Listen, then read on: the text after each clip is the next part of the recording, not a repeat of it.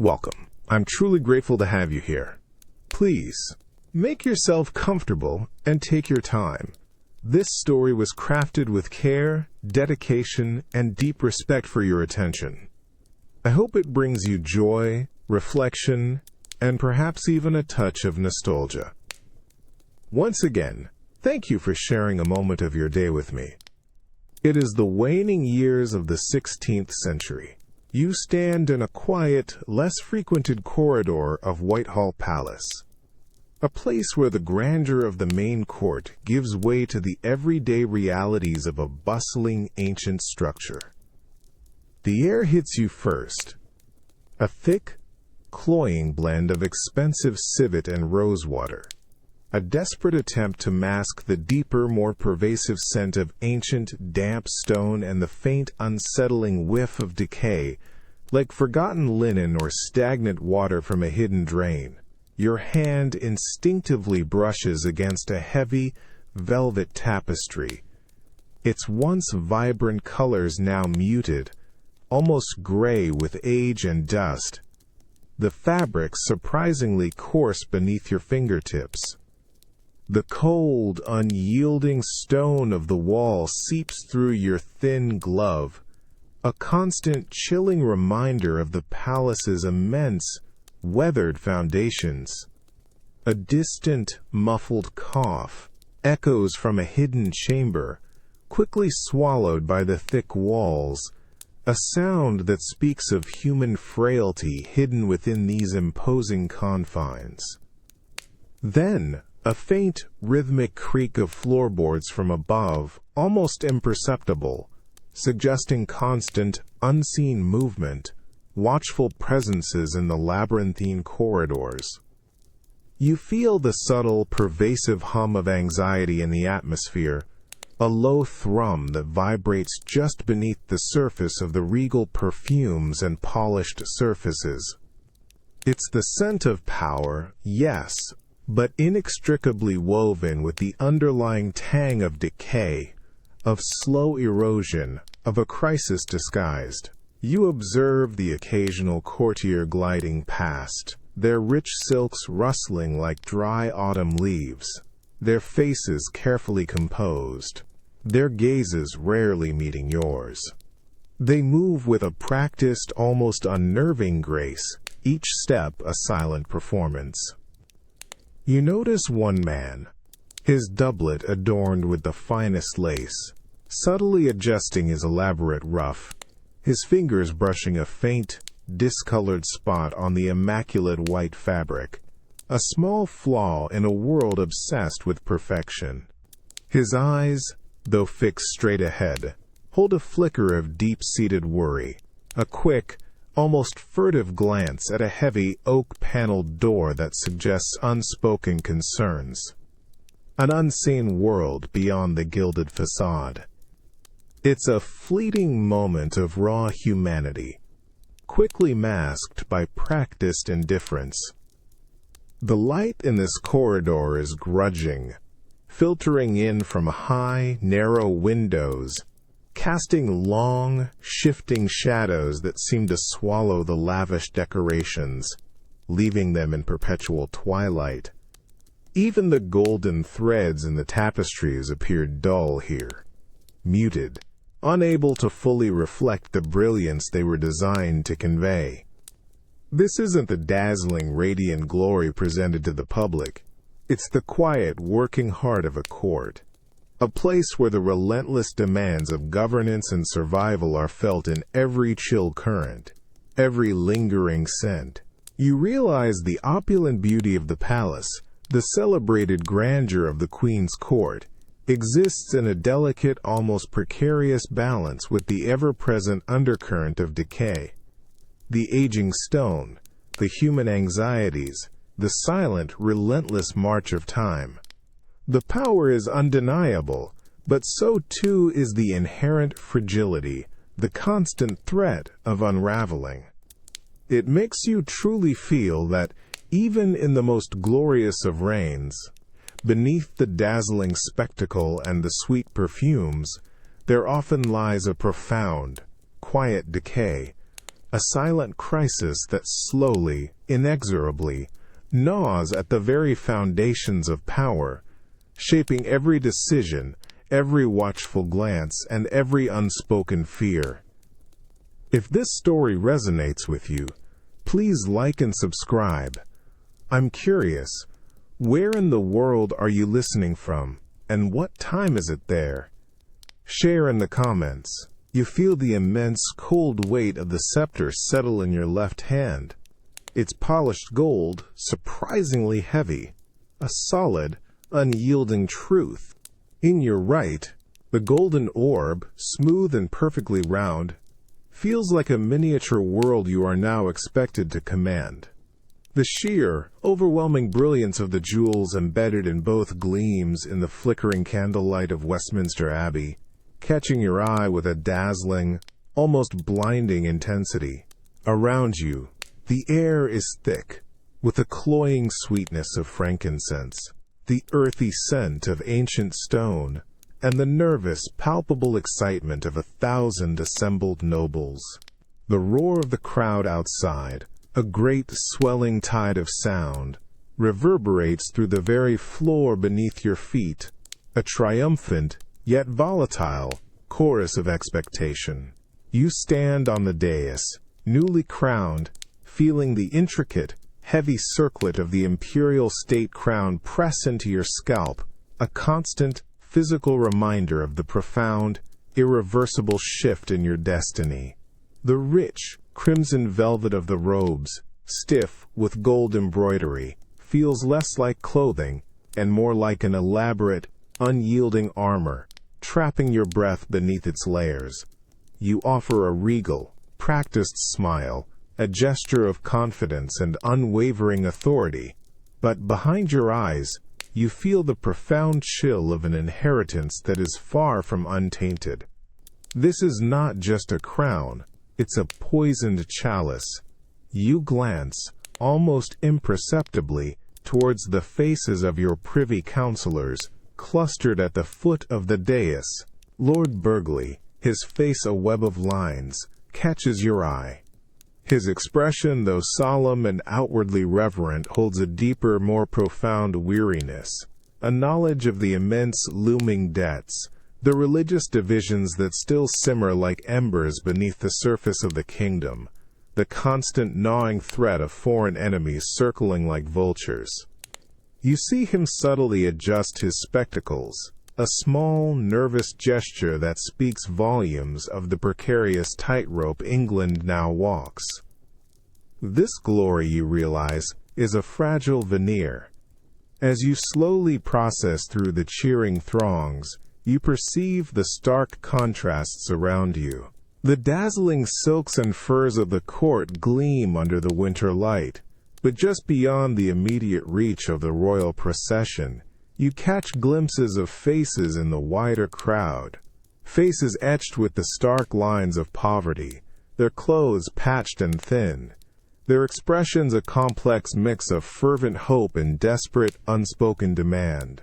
A young boy, pressed against a barricade by his mother, holds up a single muddy turnip, an offering that speaks more eloquently of hardship than any shouted cheer.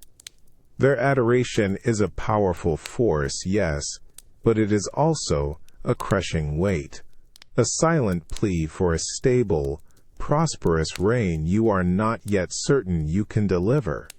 The cheers continue, but for you, they now carry a hollow, almost mocking echo.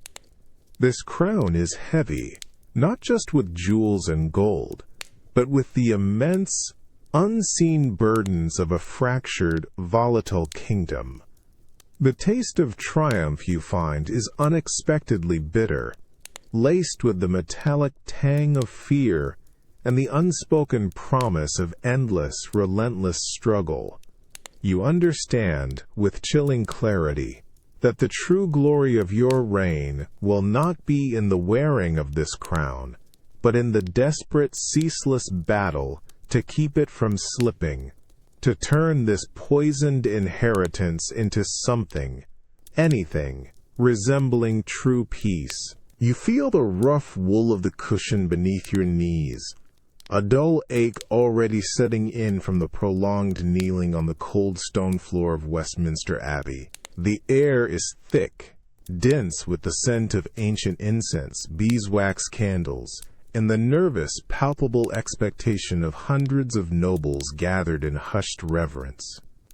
A low, rhythmic chant from the choir vibrates through the very ground, a solemn, almost overwhelming pulse that fills the vast, vaulted space. Then, a deeper silence descends, profound and absolute.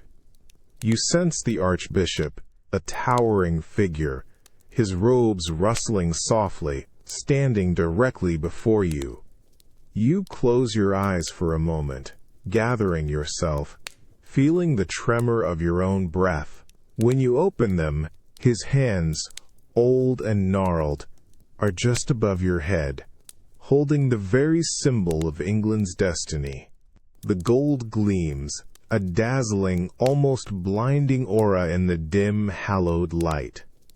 The jewels embedded in it catch every flicker, each one a tiny, cold star. You feel the breath catch in your throat, a moment suspended in time. Then it descends, slowly, inevitably. The immediate sensation is one of profound, unexpected weight. It's not merely heavy. It's a monumental, unyielding pressure, a cold, metallic embrace that presses down onto your scalp, onto your very skull. The velvet lining, meant for comfort, feels stiff, almost abrasive. Your neck muscles tense instinctively, straining against the sheer physical burden.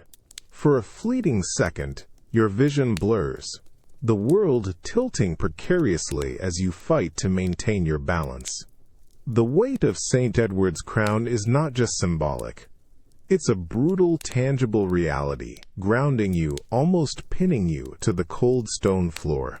The roar of the crowd, muted for this sacred moment, now swells, distant yet powerful, a triumphant wave of sound crashing against the ancient walls of the abbey. But for you, beneath this crushing weight, the cheers feel far away, almost unreal.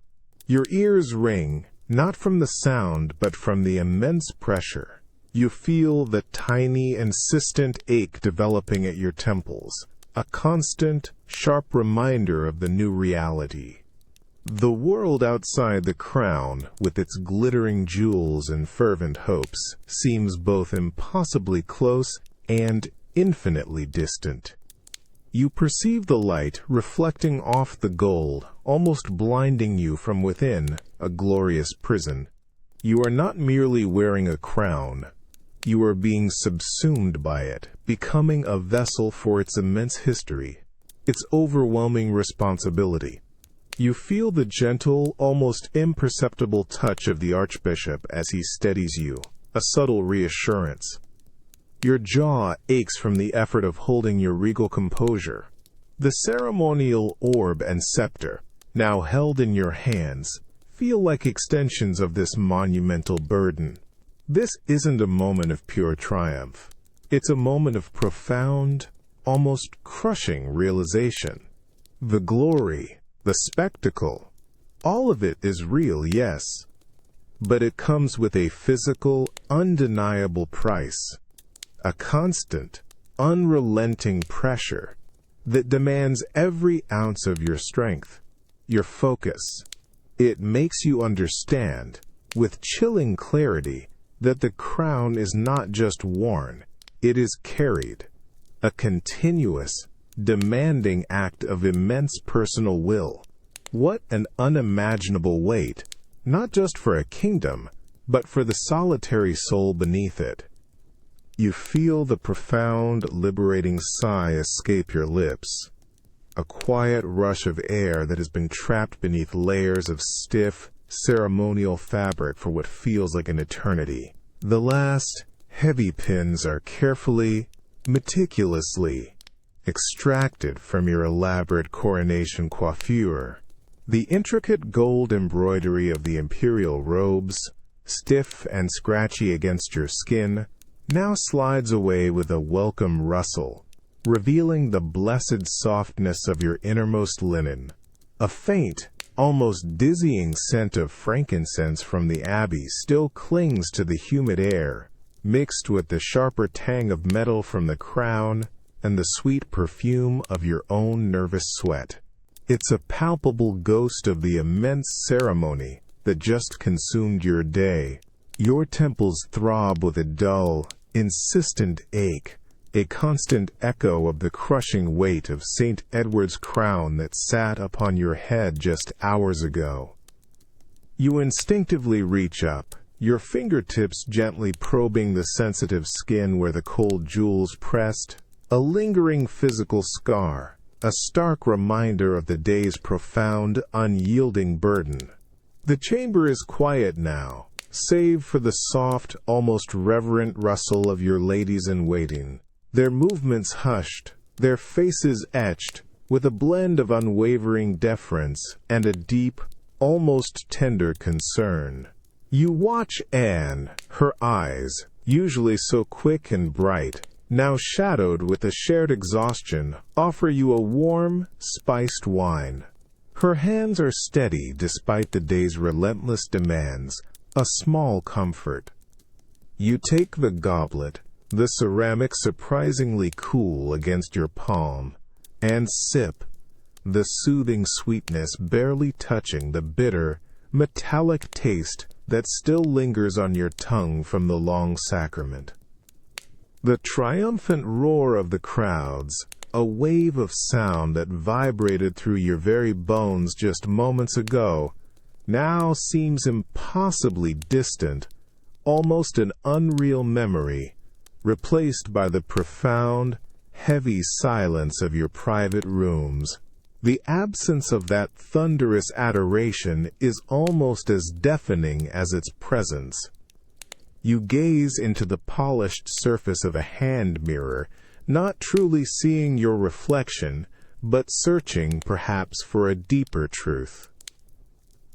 The white lead makeup, so meticulously applied to create the flawless image of a queen, is still perfect, but your eyes, usually so sharp, so unwavering, hold a flicker of deep, profound weariness, an intensity that speaks of an inner landscape suddenly starkly revealed. The image of the glittering crown, now carefully placed on a velvet cushion across the room, seems to shimmer with an almost menacing light, a silent, beautiful predator awaiting its next dawn. You perceive the chilling reality. The weight of the gold and jewels, though physically removed, has merely transmuted into a heavier, far more persistent burden. This is the immense, terrifying responsibility of a fractured kingdom, still simmering with religious division, teetering on the edge of bankruptcy, vulnerable to every foreign whim, to every ambitious courtier's whisper. The cheers of the crowd, the magnificent display of power, were indeed a glorious shield, a shimmering illusion for the world to behold. But here, in this quiet private space, the true crisis of your reign lies utterly bare. The coronation, far from being a simple, unadulterated triumph, has etched unseen scars onto your very spirit, a profound, chilling understanding that glory is often just a fragile mask for overwhelming, relentless struggle, a constant, private battle for survival you must now wage, every single day, with every fiber of your being, until your last breath. It makes you truly feel the immense, isolating personal weight of such a public role, and how the most dazzling displays of power often leave the deepest, most invisible scars on the soul, tasked with carrying them, forever shaping the person beneath the crown. You feel the sharp, almost metallic tang of old ink and damp parchment, clinging to the heavy, stagnant air of the Privy Council chamber. The overwhelming scent of male presence, wool, leather, and faint, stale pipe tobacco, feels thick, almost suffocating. Your hands, resting on the cold, polished oak of the council table, feel the subtle tremor of ongoing debate, the low, persistent murmur of male voices, like a hive of restless bees. A thick, rhythmic rustle of papers, the soft scratch of quills, and the occasional impatient tap of a signet ring against the wood are the only constants in this hushed, potent space. It's a room designed for power, for decisions, and unmistakably for men. You watch as the men, the most powerful nobles and advisors in England, lean forward, their faces illuminated by the flickering candlelight, deep in a discussion of foreign policy and the crippling national debt. Their rich silks and heavy velvets rustle with their movements. Each man a formidable presence. Lord Burghley, his brow furrowed, gestures emphatically towards a map unrolled on the table, his voice a low, insistent drone. Another, the Earl of Leicester, crosses his arms, his expression a carefully guarded blend of challenge and weariness. You feel the immense, undeniable weight of their collective experience, their inherited authority, a force that fills every corner of this chamber. Then, a sudden, inexplicable shift in the air. A profound silence, startling in its abruptness, falls over the room. The murmurs die, quills freeze mid-stroke, and every head, as if by an invisible command, slowly lifts, turning towards the heavy carved oak door at the far end of the chamber. You feel an almost palpable wave of anticipation, mixed with a subtle, almost imperceptible anxiety, ripple through the assembly.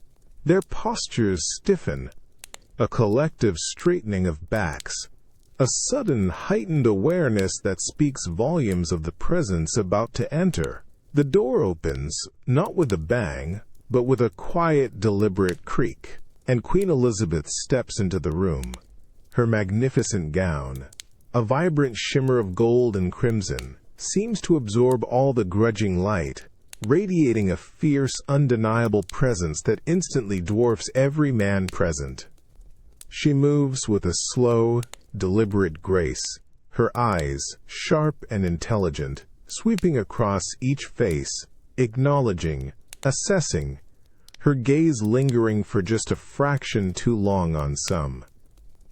You feel the profound, unyielding force of her will, a silent challenge that cuts through the lingering scent of male authority. She takes her seat at the head of the table, not with a flourish, but with a quiet, absolute certainty that makes the very air hum. When she speaks, her voice is not loud, not shrill, but clear, precise, and utterly commanding, cutting through the heavy silence like a honed blade. It's a voice that demands attention, respect, and unquestioning obedience. You watch the men around the table.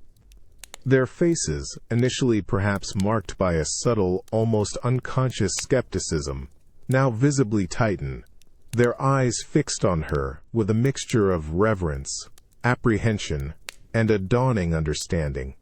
Their pens remain still, their papers untouched.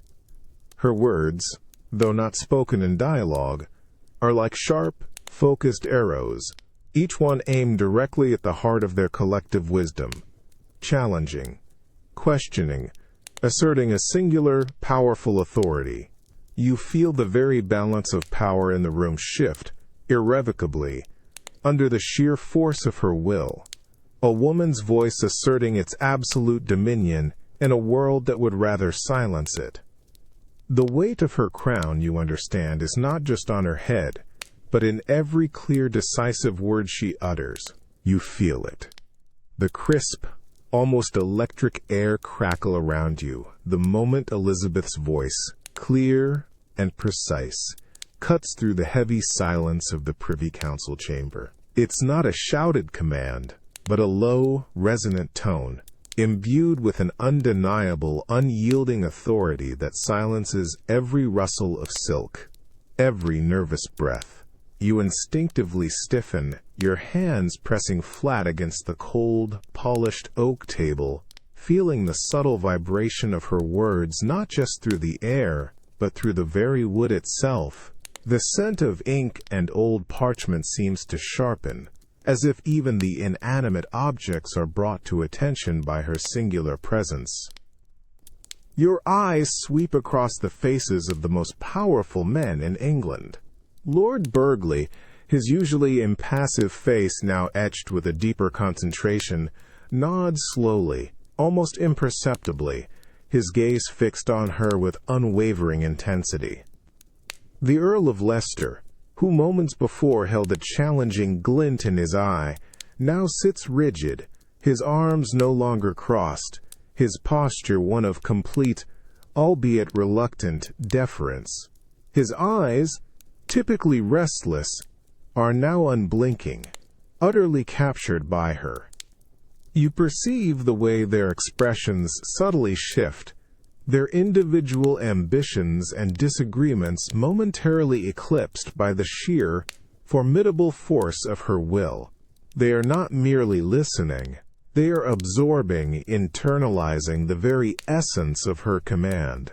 Her gaze, sharp and intelligent, sweeps across their faces, lingering for a fraction too long on some, a silent challenge that demands not just attention, but absolute understanding and compliance. You feel the profound, unyielding force of her intellect, her relentless clarity of purpose. When she pauses, the silence that follows is not heavy with uncertainty, but charged with expectation, a pregnant pause that awaits her next, equally decisive, statement. It's a silence born of respect, yes, but also of an acute awareness of the immense stakes, of the very real consequences that hang on her every word, every gesture.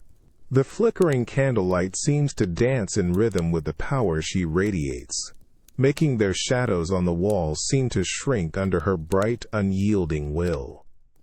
You notice the slight tightening of a scribe's hand on his quill, the momentary hesitation before he resumes his meticulous transcription, trying to capture every precise word, every nuance of her unwavering voice. This isn't simply a queen speaking. It's the embodiment of England itself, articulating its course, dictating its survival. The subtle, underlying current of the kingdom's crises, the financial strain, the religious tensions, the threats from abroad, are still present, a faint metallic tang in the air. But for these moments, they are held firmly in abeyance, subjugated by the sheer, undeniable resonance of her command.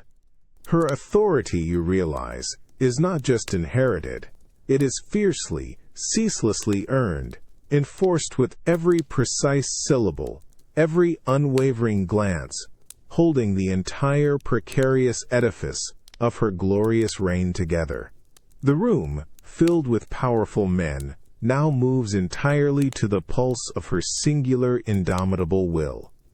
It makes you truly feel the immense, almost terrifying power of a commanding voice, how a single individual, through sheer force of will and intellect, can not only direct a nation, but hold its deepest, most volatile crises in a fragile, temporary thrall.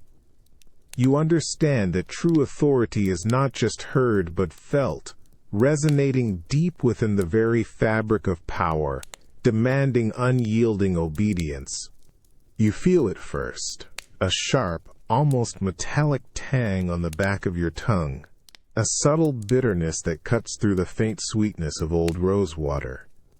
Then the smell, a unique, unsettling blend, the musky, earthy scent of vinegar, mixed with something else, a heavier, almost chalky aroma that clings to the air. Your fingers instinctively touch your own face, feeling the warmth of your skin, a stark contrast to the scene unfolding before you. You are in Queen Elizabeth's private chamber, a room filled with hushed anticipation and the subtle, pervasive tension of a daily ritual. You watch as the Queen's chief lady-in-waiting, her movements precise and almost reverent, prepares a small porcelain bowl. A thick, white paste, like melted snow, is carefully spooned out, its texture smooth, almost unnaturally perfect. This isn't merely cosmetic. It's a foundation, a shield, a transformation. You see Elizabeth, seated before a silver-backed mirror, her natural skin, usually so vibrant, now showing faint lines of weariness around her eyes, a subtle network of age that whispers of sleepless nights and relentless worries. Her expression is calm, almost serene, yet her eyes, those famously piercing eyes, hold a flicker of deep-seated resignation, a profound acceptance of the demanding theatricality of her life. The lady-in-waiting begins the application, a soft, clean linen cloth, dampened with fragrant rosewater, first gently cleanses the Queen's face. Then, with an almost surgical care, a delicate sponge is dipped into the white paste and brought to her skin. You feel a phantom chill on your own cheek as the first layer is applied, a cold, smooth blanket settling over her features. The strokes are even, meticulous, covering every inch, erasing every flaw, every line, every whisper of natural humanity.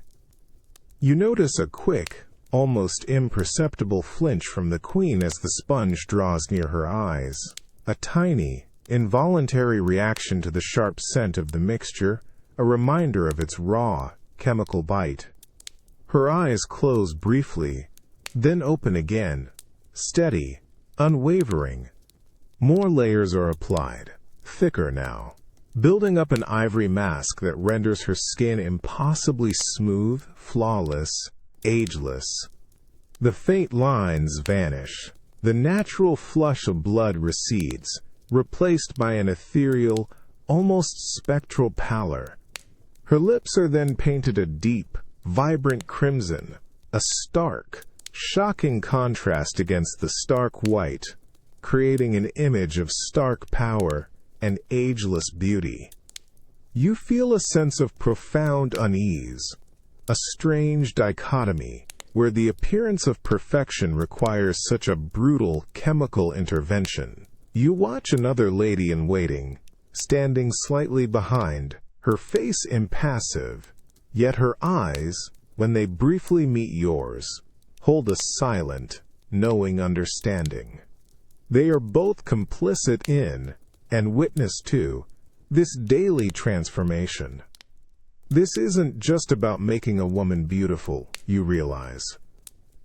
This is about making a queen immortal, unchanging, a defiant symbol against the relentless march of time, against the natural decay that afflicts all mortals. This mask, though composed of lead and vinegar, is a crucial piece of her regal armor, essential to projecting the image of Gloriana, a vigorous eternal sovereign whose strength cannot be challenged by mere age or frailty.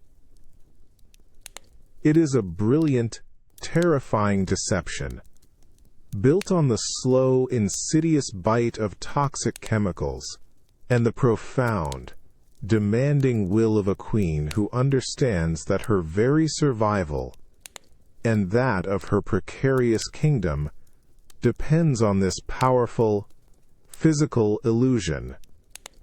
It makes you truly feel the immense, hidden cost of a public image, and how a queen's glory is sometimes literally painted on, demanding a daily toxic sacrifice of her own flesh and blood, all to maintain the powerful illusion of an eternal, unwavering throne. You feel the cool, polished brass of the mirror's frame beneath your fingers, the intricate carving cold and unyielding against your skin. The air in the Queen's private chamber, now still and expectant, is thick with the sweet, cloying scent of fresh rosewater and fine imported perfume, carefully layered over the lingering, sharper tang of lead and vinegar that still bites at the back of your throat. Your own breath feels shallow, instinctively held, as every eye in the room converges on the dazzling figure before the gilded looking-glass. It's a moment of profound, almost religious anticipation, a daily unveiling of a deity. You watch as Queen Elizabeth, fully adorned, slowly raises her gaze to meet her reflection. There, in the burnished silver, stands Gloriana herself, an ethereal vision of ageless majesty. Her face, a flawless canvas of stark white paint, gleams under the candlelight, utterly smooth, devoid of any lines of worry or the relentless march of time. Her lips, a vibrant, defiant crimson, offer a regal, almost imperious curve. The enormous, fiery red-gold wig, meticulously styled, crowns her head like a halo of controlled power. Every jewel on her gown, every pearl stitched into the stiff fabric, catches the light, radiating an undeniable, almost blinding splendor. It's a perfect, impenetrable mask, a magnificent illusion. But then, as her eyes meet her own reflection, you catch it, a fleeting, almost imperceptible flicker deep within those famously intelligent, now deeply shadowed eyes. It's a spark of something complex, perhaps a profound weariness, or a wry, knowing acknowledgement of the powerful deception she meticulously maintains. For a fraction of a second, the mask of flawless youth seems to waver, and you glimpse the fierce, burdened spirit beneath. The woman who has navigated decades of relentless crisis, her body now tired, her spirit unyielding. She is not merely observing her image, she is assessing her armor, ensuring every rivet of the illusion is perfectly in place. You notice the ladies in waiting, their faces impassive, their gaze fixed on their queen. A younger maid, her eyes wide with undisguised awe, offers a small, reverent curtsy. An older lady, her own face a roadmap of endured years, offers a gentle, almost tender smile, a knowing glance that speaks of shared burdens, of understanding the immense, daily cost of such magnificence. Their reactions are a silent chorus, confirming the power of the illusion, the absolute necessity of this breathtaking, artificial perfection. Elizabeth then gives a small, almost imperceptible nod to her reflection, a silent affirmation of the image. The faint rustle of her magnificent gown is the only sound as she slowly turns, ready to face her court, ready to face England as the eternal, unwavering Virgin Queen. You realize this reflection, this carefully constructed image, is far more than mere vanity. It is the very bedrock of her reign, a powerful, visual declaration of strength and continuity in an era constantly teetering on the brink of collapse. The mask, you understand, isn't hiding a personal crisis. It's disguising a national one, presenting an image of glorious, unyielding triumph to a world that could easily consume a vulnerable, aging monarch. Her ability to embody this perfect, ageless Gloriana is the brilliant, terrifying heart of her power, a living piece of theater designed to hold a fractured kingdom together and to project an invincible will to its enemies. It makes you truly feel the immense, almost agonizing pressure of a public image, and how the most dazzling displays of glory are often the most fragile, built on the profound daily sacrifice of self, all to maintain the illusion of an unwavering eternal throne, even as time and crisis relentlessly gnaw at its foundations. You feel the cool, polished brass of the mirror's frame beneath your fingers, the intricate carving cold and unyielding against your skin. You feel it first, not a physical touch, but a profound chill in the air, a heavy stillness that seems to absorb all sound. Even on a bright spring morning, a cold dread permeates the very atmosphere of London's narrow street. The usual boisterous clamor of hawkers and bustling crowds is replaced by a hushed, almost funereal quiet, broken only by the distant, rhythmic clang of a church bell, not a joyful peal, but a slow, mournful toll that seems to mark the passing of time and lives. Your breath catches, thin and sharp, carrying the faint, sickly sweet scent of burning juniper and vinegar from a nearby house, a desperate, futile attempt to purify air that feels already tainted, heavy with unspoken fear. Your eyes are drawn, inevitably, to the dwelling directly across the cobbled lane. There, stark against the weathered oak of the door, a crudely painted red cross stands out, a brutal, undeniable brand of doom. Beneath it, in shaky, unfamiliar script, a chilling message: "Lord, have mercy upon us." The sight sends a shiver down your spine, a cold, visceral recognition of the invisible enemy that stalks these ancient streets. The sun, usually a welcome presence, feels weak, almost indifferent, its light illuminating the horror without offering any solace. You watch the few people who dare to venture out. They move with an unnatural swiftness, their gazes fixed rigidly ahead, avoiding any contact, any eye line, any shared breath. A young mother, clutching her child tightly to her chest, skirts wide around the infected house, her hood pulled low, her movements almost a run. Her face, when you catch a glimpse, is pale and drawn, her lips moving in a silent, desperate prayer. A grizzled parish constable, his face grim, stands watch at the far end of the street, a long pike in his hand, his posture one of grim, weary determination. He doesn't challenge anyone, doesn't speak, merely enforces the terrifying isolation, the brutal quarantine that swallows families whole. His presence is a stark reminder of the city's desperate, often brutal measures. The stillness of the street is profoundly unsettling. Empty market stalls stand testament to vanished commerce, to the sudden, agonizing halt of daily life. Even the pigeons, usually bold and numerous, seem to have retreated, leaving only their hushed cooing from the rooftops, a muted, melancholic sound. The air, though cleared by the burning herbs, still carries that underlying, unsettling sweetness, a persistent, chilling reminder of the disease's insidious presence. You instinctively pull your cloak tighter, not just against the physical chill, but against the creeping tendrils of dread, the profound helplessness that permeates every stone, every breath.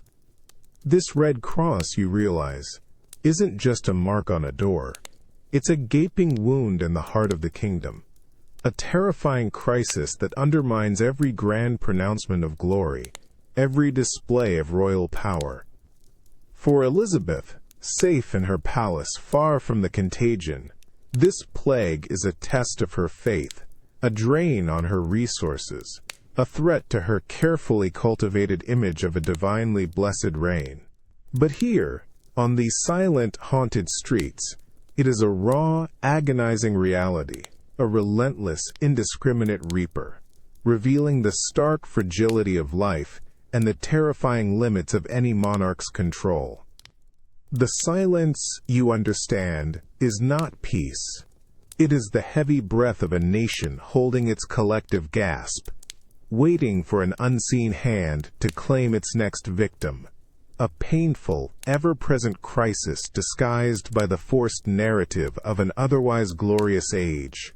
You feel the rough wool of your tunic prickle against your arm, a constant, irritating friction in the stifling, airless confines of the small chamber. The air itself feels thick, heavy with the stale scent of unwashed bedding, the faint, sweet decay of uneaten food, and the pervasive, cloying odor of burnt herbs, now cold and useless. Your breath seems to catch in your throat, shallow and tight, as if the very act of breathing could draw in unseen danger. Outside, beyond the single barred window, a profound, unnatural silence presses in, broken only by the distant, mournful clang of a single church bell, its solemn toll marking each passing hour, each passing life, with a chilling, relentless rhythm.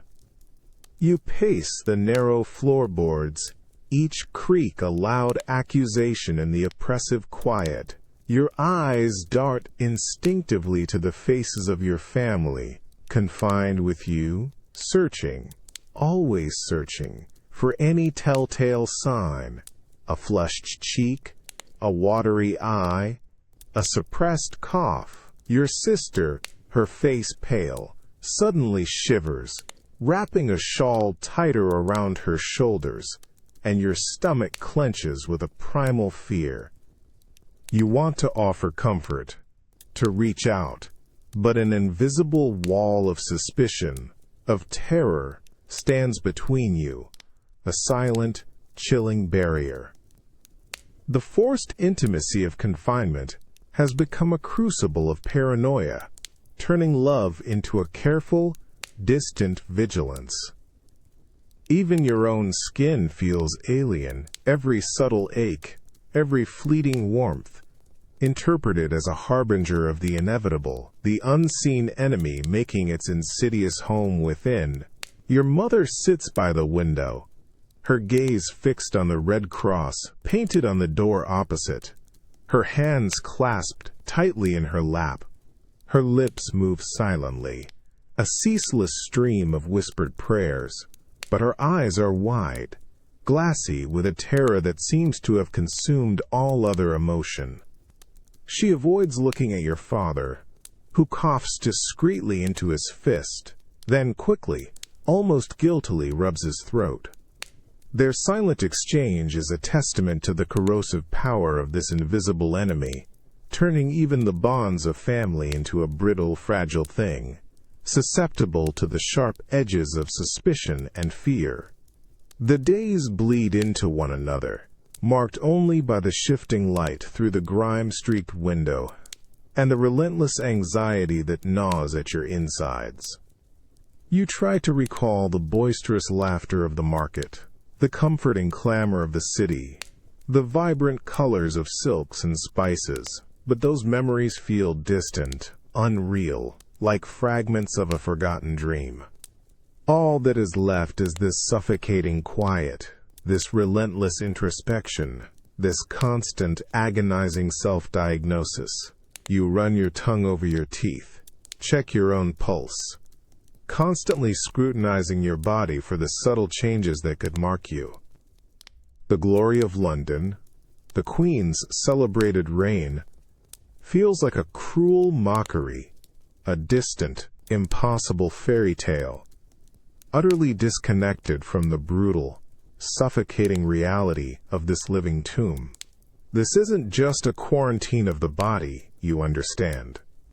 It's a quarantine of the mind, a relentless siege on the very spirit, where the greatest enemy is not just the plague itself, but the insidious, corrosive fear that it plants within every heart, turning even the closest human connections into a source of potential dread. A profound crisis that gnaws away at the very fabric of trust and community. Far from the gilded halls of power, you feel it first as a rich, almost overwhelming aroma of roasted game, sweet spices, and deep, heavy wine, clinging to the warm, humid air of the banquet hall. Your mouth waters instinctively. Yet beneath this seductive fragrance, a faint, almost metallic tang pricks at the back of your throat, a subtle, unsettling counterpoint that raises the fine hairs on your arms. The clash of silver platters, the gentle murmur of conversation, and the soft strains of a lute from the musicians' gallery create a deceptive symphony of normalcy. But you perceive an underlying tension, a collective breath held, a vigilance that permeates the very air, turning this lavish feast into something far more precarious.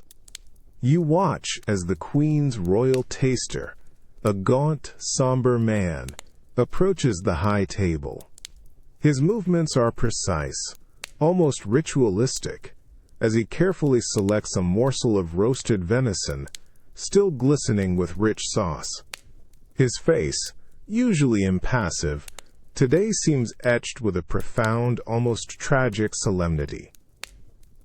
You feel a collective shift in the atmosphere, a subtle tightening of chests around the hall, as every eye, covertly or overtly, focuses on this single, crucial act.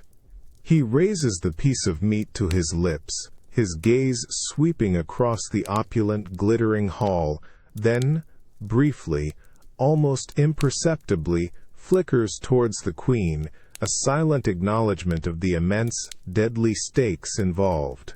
He chews, slowly, deliberately, his jaw working with a heavy, agonizing slowness that seems to stretch time itself. A full minute passes, silent and agonizing, before he finally swallows, his throat visibly constricting. He then gives a small, barely perceptible nod. A collective, unspoken sigh of relief ripples through the assembled courtiers, a tension momentarily released. Only then do Elizabeth's personal attendants begin to serve her, their hands moving with practiced grace, but their eyes betraying a lingering anxiety. You watch the Queen, magnificent in emerald green, her face a serene mask of regal composure. She raises a small, ornate fork, selecting a delicate piece of pheasant from a silver platter.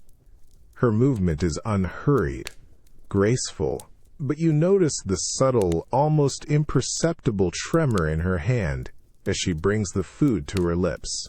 She meets your gaze across the glittering hall, a fleeting, almost knowing glance, and in those famously intelligent eyes, you catch a flicker of the profound, constant vigilance that defines her existence. You feel the overwhelming weight of this ritual, this daily, terrifying dance with death. The fear isn't of an outright assassination, but of the insidious, silent poison that could seep into any dish, any cup, turning a moment of pleasure into a swift, agonizing end.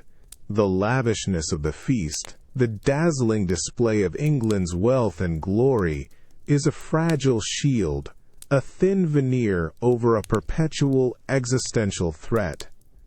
Every morsel, every sip, carries the unspoken question of loyalty, the terrifying possibility of betrayal from within her own household, from those who serve her most intimately. The constant need for a taster, the omnipresent suspicion, is a stark, chilling counterpoint to the celebratory atmosphere. This isn't merely a banquet. It's a performance, a defiant act of power in the face of constant, unseen danger. The glory of her court, you understand, is forever tainted by the bitter, metallic taste of potential treason. A crisis so deeply ingrained that it permeates even the most fundamental act of sustenance. The crown is heavy, yes, but its true weight lies in the relentless, exhausting vigilance required to protect the very life that wears it, turning every grand meal into a delicate, dangerous gamble, where even a single bite can hold the bitter taste of betrayal. Even after the last morsel of venison has been cleared and the silver platters carried away, a phantom metallic tang lingers on your tongue, a bitter residue that has nothing to do with the rich spices or the sweet wine. The cloying fragrance of the banquet hall, once seductive with roasted meats and celebratory ale, now feels heavy, almost sickly, in the receding air. The low hum of departing courtiers, their silks rustling, their footsteps echoing softly on the polished floors, is punctuated by a different sound. The subtle, nervous clearing of throats, the quick, almost furtive adjustments of cloaks, a collective, unspoken awareness that still hangs thick in the atmosphere. You watch the nobles, their faces still composed in practiced smiles, as they make their graceful exits, but their movements are a fraction too quick, their eyes darting, constantly scanning, rarely truly meeting anyone else's gaze.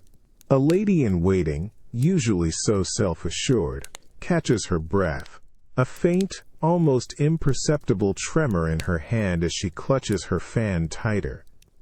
She glances towards the now empty space where the royal taster had stood, then quickly looks away, a flicker of profound relief mixed with a chilling, lingering dread etched in her features.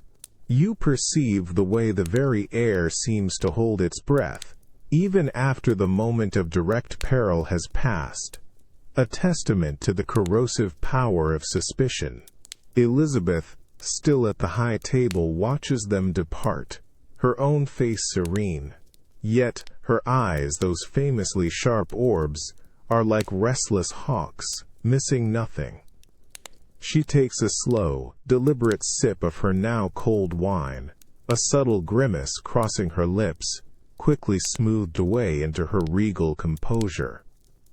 You feel the immense, constant effort in her stillness, the unwavering vigilance that never truly recedes, even after the immediate threat of poison has passed.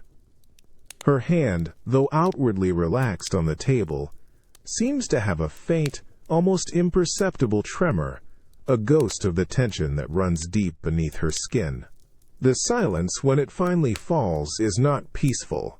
It is heavy, charged with the lingering presence of 1,000 unspoken fears. The distant clang of a palace gate closing, a final, muffled thud, seems to seal in the pervasive sense of unease. You realize that the aftertaste of this banquet isn't just a physical sensation. It's a profound, psychological residue, a pervasive sense of paranoia that clings to every rich tapestry, every polished surface, every lingering breath of civet. It's the chilling, undeniable truth that, even in moments of grand celebration, the crown is never truly safe. Its glory forever shadowed by the insidious threats that lurk in the most intimate of spaces. The need for the taster, you now understand, is not a mere formality, but a stark, daily acknowledgement of the relentless, exhausting battles Elizabeth must wage, not on distant battlefields, but within the gilded walls of her own court, against unseen enemies. This lingering feeling, this quiet, pervasive dread, makes you understand that the weight of Elizabeth's crown is not only borne during active crises, but also in the constant, gnawing anxiety that every moment of peace might be a prelude to the next, unseen threat, a crisis disguised as glory. It's a relentless, exhausting burden of vigilance that colors every experience, every taste, every breath, leaving a bitter aftertaste that never truly fades. You feel the dry, biting dust catch in your throat, churned up by hundreds of hooves and dozens of heavy carriage wheels, mingling with the sweet, cloying scent of fresh flowers strewn haphazardly on the ground, and the sharp, cloying perfume of expensive civet clinging to the air. The sounds are a deafening roar, the triumphant blare of trumpets, the rhythmic clatter of horses on cobblestones, the creak and groan of ornate coaches, and a continuous swelling chorus of cheers that vibrates through the very ground beneath your feet. It's a sensory overload, a grand spectacle designed to overwhelm, but beneath the dazzling surface, a faint, unsettling tang, like something medicinal and sweet, subtly pricks at the back of your nose, a whisper of a less glorious reality. Your eyes strain against the dazzling light, trying to take in the sheer scale of the royal progress. The street, usually bustling with everyday life, is transformed into a river of moving splendor. Ahead, the Queen's magnificent coach glides past, a gilded palace on wheels, adorned with intricate carvings and gleaming gold leaf that catches the sunlight. Elizabeth herself, seated within, is a vision in crimson velvet and pearls, her serene face, framed by a formidable ruff, offers a regal, practiced smile that encompasses everyone and yet seems to focus on no one. Her gloved hand waves slowly, gracefully, the gesture of remote, untouchable majesty. Behind her, a seemingly endless retinue of nobles follows, their silks rustling, their jewels sparkling, each figure a testament to wealth and power. You feel the collective gasp of awe from the crowd, a profound reverence for this living symbol of England's glory. But then, your gaze falls upon the edges of the cheering throng, the people who line the route. A small, gaunt woman, her clothes patched and threadbare, pushes forward, her eyes wide with desperate adoration, yet her face is marred by a faint purplish discoloration near her jaw. Her movements are slow, weary, as if each cheer costs her immense effort. She raises a hand, not to wave, but almost as if in supplication. Beside her, a man with a raw, weeping sore on his neck quickly pulls his scarf higher, his face averted, his cheer a hollow, forced sound that barely escapes his lips. He struggles to meet the eyes of a passing courtier, who glances away with a dismissive flick of his wrist. You feel the profound, chilling contrast between the magnificent tapestry of silk and the stark, painful reality of the sores that riddle the bodies of the common folk, a silent, unsettling truth beneath the pageantry. Further down, a small boy, his eyes wide and feverish, clutches a wilted posy of wildflowers, his breath coming in ragged, shallow gasps.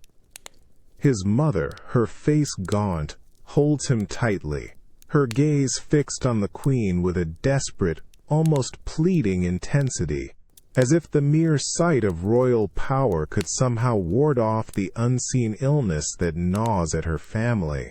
The joyous blare of the trumpet seems to mock their silent suffering, their fervent hopes. This royal progress, you realize, is not merely a celebration of the Queen's glory. It is a meticulously choreographed performance, a shimmering veil, drawn over a kingdom grappling with a profound, terrifying crisis. The plague, the poverty, the silent suffering, these are the grim realities that Elizabeth's magnificence seeks to obscure, to conquer with dazzling display and unwavering confidence. Her crown is indeed heavy, not just with jewels, but with the immense unspoken burdens of a fragile realm, where glory is often a desperate disguise for ongoing, relentless struggle. The cheers, you understand, are both adoration and a plea, a fervent hope that this magnificent queen can, somehow, keep the terrifying darkness at bay, even as its shadows lengthen across the land. You feel the soft rhythmic sway of the carriage, a gentle rocking that lulls you into a strange, detached comfort. The air within the ornate coach is warm, thick with the lingering scent of lavender and polished leather, a stark contrast to the sharp, cold dampness that you know clings to the world outside. Muffled by thick velvet curtains and the heavy glass of the window, the boisterous cheers of the crowds reach you as a distant, almost abstract hum, a soft wave of sound rather than distinct clamoring voices. Your gloved hand rests on the smooth, cool wood of the window frame, feeling the faint vibrations of the uneven road beneath the massive, gilded wheels, a constant, subtle reminder of the arduous journey. Through the polished glass, framed like a meticulously composed painting, you watch your kingdom pass by. It's a continuous blur of fervent faces, a vibrant tapestry of smiles and eager waves, a sea of adoration. You offer a practiced regal nod, a slight graceful turn of your head, ensuring every fleeting glimpse of you is one of majestic composure, of unwavering strength. The midday sun, when it briefly breaks through the heavily overcast sky, catches the myriad jewels on your gown, sending dazzling flickers of light out into the sea of adoring faces. You are Gloriana, the very heart of England, and their joyous clamor you perceive is a direct reflection of your own enduring, unwavering light. The entire scene from this cushioned, gilded vantage point is meticulously crafted to be one of triumph, of fierce loyalty, of a kingdom utterly devoted and securely held. But even through the thick, imperfect glass, softened by velvet and distance, certain dissonant details inevitably break through the immaculate illusion. You catch a glimpse, fleeting, of a child's face, thin and profoundly pale, pressed against a rough, muddy post, its small eyes wide not just with awe, but with a raw, unsettling hunger that seems too profound for its small frame. A woman in the background, her threadbare shawl pulled tight, makes a hasty, almost desperate sign of the cross, her lips moving in a silent, ceaseless prayer, her gaze directed not at your splendid coach, but towards the heavens, as if seeking solace from a higher, more immediate, and perhaps more merciful power. Further along the route, a cluster of men, their shoulders hunched, stand slightly apart from the main cheering throng, their hands shoved deep into their worn pockets, their faces grim, utterly unreadable, their cheers conspicuously absent, their silence a stark, unsettling contrast to the general clamor. You register these fleeting images, these subtle, unsettling dissonances, with a quick, almost imperceptible tightening around your discerning eyes. They are the undeniable cracks in the grand tapestry, the whispers of an underlying harsh reality that your magnificent progress is designed, with such immense effort, to silence, to smooth over, to temporarily yet powerfully erase. The cloying scent of fresh flowers and sweet herbs, carefully strewn on the road by hopeful villagers to perfume your passage, cannot quite mask the faint, sharp tang of widespread poverty, the unspoken plea for immediate relief, the quiet desperation that permeates the very soil and the air of your realm. Your regal smile, though it remains perfectly fixed, unwavering, feels a fraction heavier with each passing mile, a sliver more demanding to maintain against the onslaught of difficult truths. This carefully framed view from your gilded carriage window, you realize, is a meticulously curated performance, a glorious illusion presented to, and deeply absorbed by, both you and your diverse people. You feel the raw, untamed force of the wind whipping across your face, carrying with it the cold, biting taste of sea salt and the sharp, briny scent of a vast, restless ocean. You stand on the blustery cliffs of England's southern coast, the damp earth crumbling slightly beneath your heavy boots, offering a precarious hold against the relentless gusts. The sky above is a canvas of churning gray, stretching endlessly, indistinguishable from the slate-colored waves that crash far below with a monotonous, thunderous roar. Each wave seems to swell with a hidden menace, building to a crescendo before exploding against the ancient rocks, sending plumes of spray high into the air. It's a sound that should be comforting, familiar, but today it echoes with a profound, unsettling tension. Your eyes strain against the wind and the hazy horizon, searching. There's nothing, yet you feel it. A palpable shift in the atmosphere, a heavy, almost suffocating dread that clings to the air like the mist. It's the Spanish shadow, an unseen yet undeniably present weight on the wind. You hear the nervous flutter of a seagull's wings as it battles the gale, its cry thin and desperate.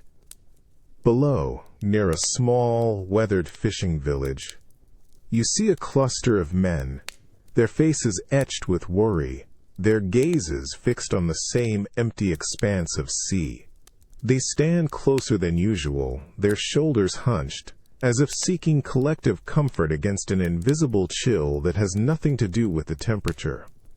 A grizzled old fisherman, his hands gnarled from decades of pulling nets, slowly brings a telescope to his eye, his movements stiff and deliberate. He scans the horizon with a grim, practiced intensity, his jaw set. After a long, agonizing moment, he lowers the instrument, his head shaking almost imperceptibly. A gesture of profound weariness and unspoken dread. No words are exchanged, but the message is clear, spreading like a cold ripple through the small group. The threat remains unseen, yet its absence is almost more terrifying, amplifying the dread. The sheer vastness of the ocean, usually a source of pride and opportunity for England, now feels like an immense, open wound, a gaping maw through which an enemy of unimaginable scale could, and surely would, pour. You instinctively pull your cloak tighter, not just against the physical cold, but against the chilling certainty that something immense and terrible is out there, beyond the visible curve of the world, building in strength, bearing down on these very shores. The wind howls past your ears, a mournful prophetic lament. You close your eyes for a moment, and in the deep, echoing sound of the waves, you almost hear the distant, collective creak of 1,000 Spanish mast ropes, the rhythmic splash of 1,000,000 oars, the low, guttural murmur of an invading army, all carried on the cold, foreboding breath of the wind. This isn't just a storm brewing, it's an entire empire, a colossal shadow, slowly but inevitably advancing. It makes you truly feel the immense vulnerability of this island kingdom, poised on the edge of a vast, indifferent ocean, waiting for an unseen enemy to emerge from the gray, boundless horizon. A crisis built on anticipation and the terrifying silence of what is yet to come. You feel the raw, scorching heat radiating from the open furnace, a wave of intense warmth that singes the fine hairs on your arms and makes your skin prickle. The air is thick, metallic, acrid with the smell of coal smoke and burning pitch, a constant assault on your senses. Around you, the noise is deafening. The rhythmic, skull-vibrating clang-clang-clang of massive hammers striking white-hot iron, the whine of grinding stone, the shouted commands of master craftsmen lost in the din. You are deep within the heart of England's defenses, a cannon foundry where the very breath of the nation is being forged in fire. Your eyes sting from the smoke and the flying sparks, yet you cannot tear them away from the mesmerizing, terrifying dance of creation. Huge, muscular men, their faces streaked with grime and sweat, their bodies gleaming in the orange light, strain to hoist glowing, molten metal from enormous crucibles. Their movements are powerful, precise, almost balletic in their coordination, a desperate, shared effort that transcends individual strength. You see the sheer, unyielding determination etched into their grim faces, the concentration that makes their brows furrow and their jaws clench. Each swing of a hammer, each pour of molten bronze feels like a prayer, a desperate act of defiance against the unseen, looming threat. Across the vast, echoing space near an unfinished cannon, an older man, his hair grizzled, inspects a cooling barrel, running a gloved hand along its still warm surface. His gaze is intense, critical, his lips pressed into a thin, worried line. He glances up, not at you, but at the enormous wooden beams of the high roof, as if measuring the weight of the sky, the gravity of their purpose. He gives a curt nod to a younger apprentice, who immediately begins to chisel away rough edges, his small hammer sounding like a distant echo of the larger, more powerful blows. This is not just metal. This is survival, being hammered into shape, cast into form. You move closer to an open doorway, catching a glimpse of the nearby shipyard. The smell of fresh-cut oak and pine tar is strong there, mixed with the sharp tang of salty river air. The rhythmic thud-thud-thud of mallets driving enormous pegs into timber holes creates another, equally urgent symphony of construction. Scores of men swarm over the skeletal frames of half-built warships, climbing like ants on colossal skeletons. Their bodies are lean, hardened by tireless labor, their shirts soaked through with sweat despite the cool air. They shout to each other, a language of urgency and shared burden, their voices raw and strained. Every plank laid, every sail stitched, every cannon hoisted is a defiant answer to the whispering threat of the Spanish Armada. This cacophony, this relentless, furious industry, is the true sound of England's desperate, glorious defense. It's the raw, unvarnished truth beneath the polished pronouncements of the Queen. The strength of the realm, you realize, is not just in her crown, but in the collective, back-breaking, sweat-drenched effort of thousands of hands, working in grime and heat, forging their very nation's survival, piece by arduous piece, against a formidable, terrifying enemy. This is the crisis transformed into action, the fear transmuted into relentless, unifying work, making you truly feel the immense physical and spiritual cost of national defense. You feel the raw, metallic chill of the breastplate, cold and unyielding against the fine linen beneath your skin. It presses against your chest, a surprising, immense weight that restricts your breath just a fraction, making each inhale a deliberate, conscious effort. The smell of damp earth, horse sweat, and distant wood smoke fills the air, mingling with the sharper tang of polished steel and the nervous, palpable energy of thousands of gathered men. A low, rhythmic murmur, like the uneasy buzzing of a colossal hive, rises from the vast encampment, punctuated by the occasional clang of an errant pike against a shield, a sound that vibrates through the very ground beneath you. You sit astride your horse, its powerful muscles shifting beneath you, the heavy saddle creaking with each subtle movement. The rough leather chafes slightly, a minor discomfort amidst the greater, pervasive strain. Before you, stretching to the hazy horizon, are rows upon rows of English soldiers, their pikes glinting, their faces a mix of grim determination and fervent hope. They are muddy, weary, but their eyes are fixed on you, on this figure, this queen, who has ridden out to stand with them, not in silks, but in a simple white gown, beneath a polished steel cuirass. You perceive their profound collective relief, their surge of renewed courage, radiating towards you like a physical wave. You raise your head, feeling the immense weight of the crown upon your brow, though it is not a physical crown, but the invisible one of expectation and unwavering resolve. Your right hand, gloved in soft leather, instinctively tightens on the reins.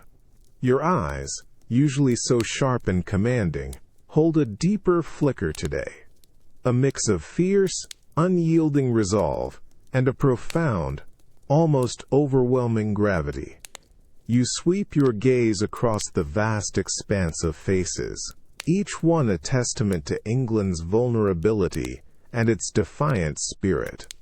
You feel the physical strain of maintaining this posture, this image of an invincible warrior queen, but you know it is absolutely necessary. The cold steel against your skin is a constant, stark reminder of the imminent existential threat of the Spanish Armada preparing to strike. A trusted general, his own armor gleaming, rides close by your side, his face grim, his gaze fixed on the distant, churning gray of the Thames estuary. He says nothing, but you feel the immense, unspoken burden of strategy, of lives, of a kingdom's destiny that hangs in the balance. You clench your jaw, tasting the metallic tang of fear and determination on your tongue. The cheers that finally erupt from the troops are thunderous, a great swelling roar that seems to shake the very heavens. They are cheering Gloriana, their queen, their leader, embodying the spirit of England. But you, in your heavy armor, feel the deeper truth. This isn't a glorious parade. It's a desperate gamble, a dramatic, terrifying performance designed to unify a terrified nation, to steel its resolve against an enemy of unimaginable scale. The armor on your skin, the very symbol of strength, is also a profound vulnerability, a heavy, unyielding cage. The weight of the crown, you now understand, is not merely on your head, but encompasses the crushing burden of these metal plates, the cold fear of invasion, and the immense, terrifying responsibility of inspiring an entire nation when its very existence hangs by a thread. This glorious display is the deepest crisis of all, transformed, through sheer will, into a defiant, unforgettable act of courage. You feel it first. A sudden, almost electric stillness that sweeps through the vast encampment, cutting through the low murmur of thousands of men, the uneasy shift of horses, and the distant, rhythmic clang of military preparations. Then, her voice.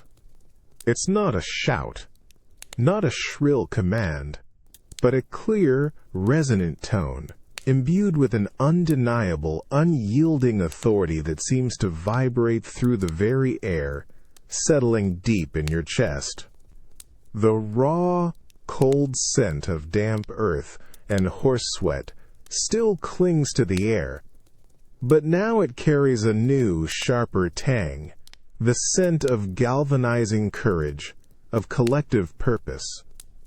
You watch the faces of the soldiers closest to you, grimed with dust and etched with fatigue. Their eyes, once darting with apprehension, now fix on the figure of their queen, mounted on her horse, her breastplate gleaming under the pale sky.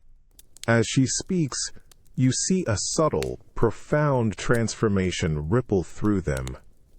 Shoulders square, chins lift, and a fierce, unifying resolve begins to spark in their eyes, growing brighter with each precise, powerful syllable she utters.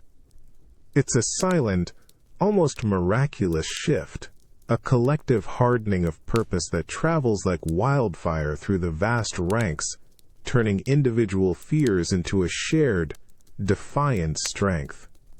You feel the immense, almost overwhelming surge of their collective will, rising to meet hers. Her words are not just heard, they are felt, echoing not just across the muddy fields of Tilbury, but deep within the very sinews of these men, resonating with their sense of loyalty, their pride, their very identity. You perceive the incredible power of her rhetoric, transforming raw human fear into unshakable courage, individual anxieties into a collective, formidable will. It's a message that transcends the immediate, terrifying threat of the Spanish Armada, speaking instead to their Englishness, their faith, their very souls. The collective breath of the army seems to draw in, then exhale as one, a unified, resonant sound of purpose, a formidable, living force coalescing before your very eyes. The crisp, cold air, once thick with the scent of uncertainty and foreboding, now seems charged with an almost tangible spirit of defiance, forged by the pure, unadulterated force of her will. You understand, with chilling clarity, that this isn't merely a speech. It's an act of profound, national alchemy. This voice, this woman, is taking the fragmented, terrified components of a kingdom facing its deepest crisis, and through sheer dramatic power, forging them into a single, unbreakable instrument of glory. The crisis is still real, the danger immense, but in this moment, under the spell of her words, it is utterly eclipsed, transmuted into something magnificent and unyielding. The weight of her crown, you realize, is not just in its gold, but in the immense, almost magical ability of her voice to hold a fragile nation together, against all odds. With the sheer, unforgettable power of its echo, you feel the dry, crisp texture of heavy parchment beneath your fingertips, cool and slightly rough, smelling faintly of age and the sharp, metallic tang of iron gall ink.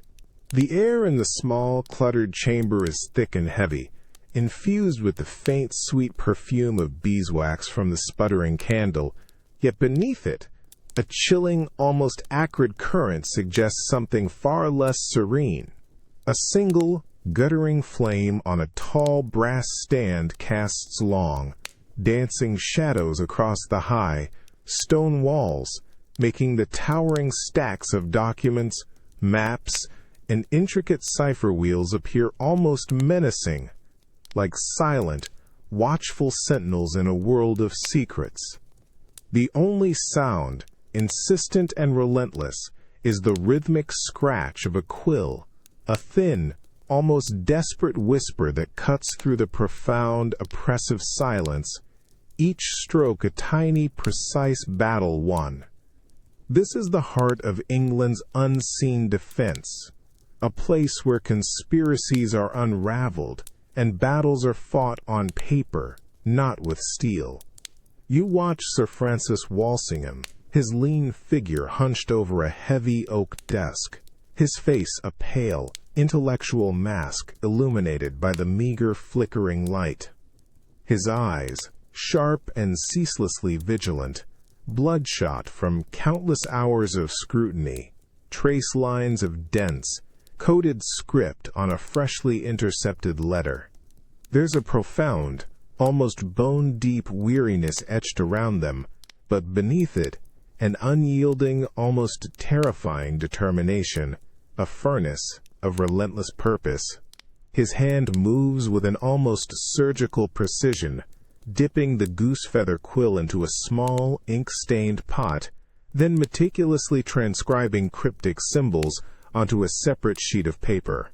Each stroke, each deciphered word, feels like a deliberate act of pulling a hidden truth from the depths of a treacherous, shadowy world. You feel the immense silent pressure emanating from him, the palpable weight of a kingdom's secrets, and its very survival resting squarely on his stooped shoulders. A young, nervous clerk, his movements stiff and quick, approaches the desk, his presence barely disturbing the stillness. He places a small, tightly sealed scroll, its wax still faintly warm, before Walsingham, his fingers brushing the parchment for just a fleeting second, almost as if he fears contamination from the treason it likely contains. He doesn't utter a word, but his quick, darting glance towards the heavy iron-bound door, then, back to his master, speaks volumes of the danger, the pervasive paranoia that permeates these hidden chambers, a constant, chilling undercurrent. Walsingham barely acknowledges him, his gaze never leaving the document, his mind already racing, calculating probabilities, connecting the disparate threads of an unfolding conspiracy. You catch the faint, bitter scent of burnt paper and charcoal on the clerk's fingers, a residue from the meticulous destruction of previous, dangerous messages, a constant reminder of how close England sails to the wind. The room is a labyrinth of intelligence, piles of intercepted correspondence, diplomatic reports from distant lands, coded missives from Catholic plotters smuggled in hidden compartments, and small, dog-eared notebooks filled with names and dates, a vast, intricate web of human and political vulnerabilities. Each document, you realize, is a potential dagger aimed at the Queen, a whisper of treason waiting to become a devastating roar. Walsingham pushes aside a rolled-up, intricately detailed map of Europe, its borders bristling with hostile armies and rival factions, a chilling visual representation of the external pressures threatening England from every direction. He picks up a small, almost innocuous piece of paper, its words seemingly harmless on the surface, but his eyes narrow, detecting the subtle, almost invisible watermark, or the unusual turn of phrase that betrays its true, insidious origin. You feel it, a subtle heat radiating from the small, shielded lamp on the heavy oak table, warming the air around you just slightly. Then the smell, a faint, sharp tang of lemon juice, almost imperceptible beneath the heavier scent of old parchment and the smoky richness of burning beeswax. Your fingers brush against the cool, smooth surface of a tightly folded letter, its outer page filled with innocuous pleasantries, a deceptive calm before the storm. The only sound in the small, deeply hushed chamber is the soft, rhythmic rasp of paper being carefully unfurled, and the almost inaudible hum of your own breath, held in anticipation. This is a place where truths are coaxed from silence, where words hide in plain sight. You watch as the cryptographer, his face lean and drawn, illuminated by the focused beam of the lamp, slowly, meticulously, spreads the seemingly blank internal pages of the letter. His movements are precise, almost surgical, betraying a profound, ingrained vigilance. His eyes, sharp and ceaselessly discerning, trace every inch of the virgin paper, searching for the telltale shimmer, the subtle discoloration, the ghost of a message waiting to be born. His brow was furrowed, a slight bead of sweat clinging to his temple, testament to the immense, silent pressure of his work. You feel the palpable tension radiating from him, a sense of high stakes that turns this quiet act into a desperate gamble. He takes a small, delicate brush, its bristles fine as a spider's web, and dips it into a shallow dish of clear liquid, a chemical reagent, you realize, designed to awaken dormant words. With agonizing slowness, he begins to paint the brush across the blank parchment. For a moment, nothing. Then, a subtle shift. A faint, brownish trace begins to emerge, like breath on a cold window pane, slowly, inexorably, coalescing into delicate, minute script. It's a moment of breathtaking, almost magical revelation, yet you know it is the cold, hard logic of chemistry, harnessed for the crown's survival. The sharp scent of the reagent, now more pronounced, pricks at your nose as the letters darken, becoming legible, undeniable. The cryptographer leans closer, his breath held, his eyes devouring the emerging message. You catch a glimpse of the words, names, dates, fragments of a plan, hints of conspiracy, all blossoming from the once invisible ink. His jaw tightens, a quick, almost imperceptible clenching that betrays the gravity of what he's seeing.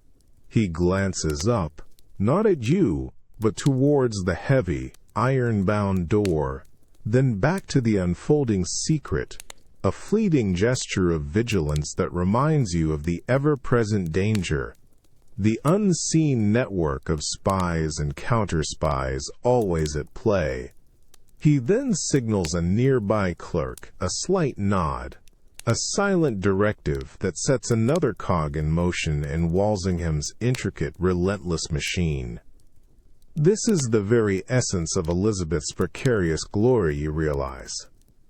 Her triumphs, her very survival, are built not just on grand pronouncements or powerful armies, but on this meticulous, often brutal, uncovering of invisible truths. The invisible ink, the hidden messages, represent the constant, underlying crisis of a reign perpetually besieged by internal plots and foreign machinations. This silent, intellectual warfare, fought in dimly lit chambers with chemicals and quills, is the secret heartbeat of her power, making her crown heavy with a burden that few ever truly see or comprehend.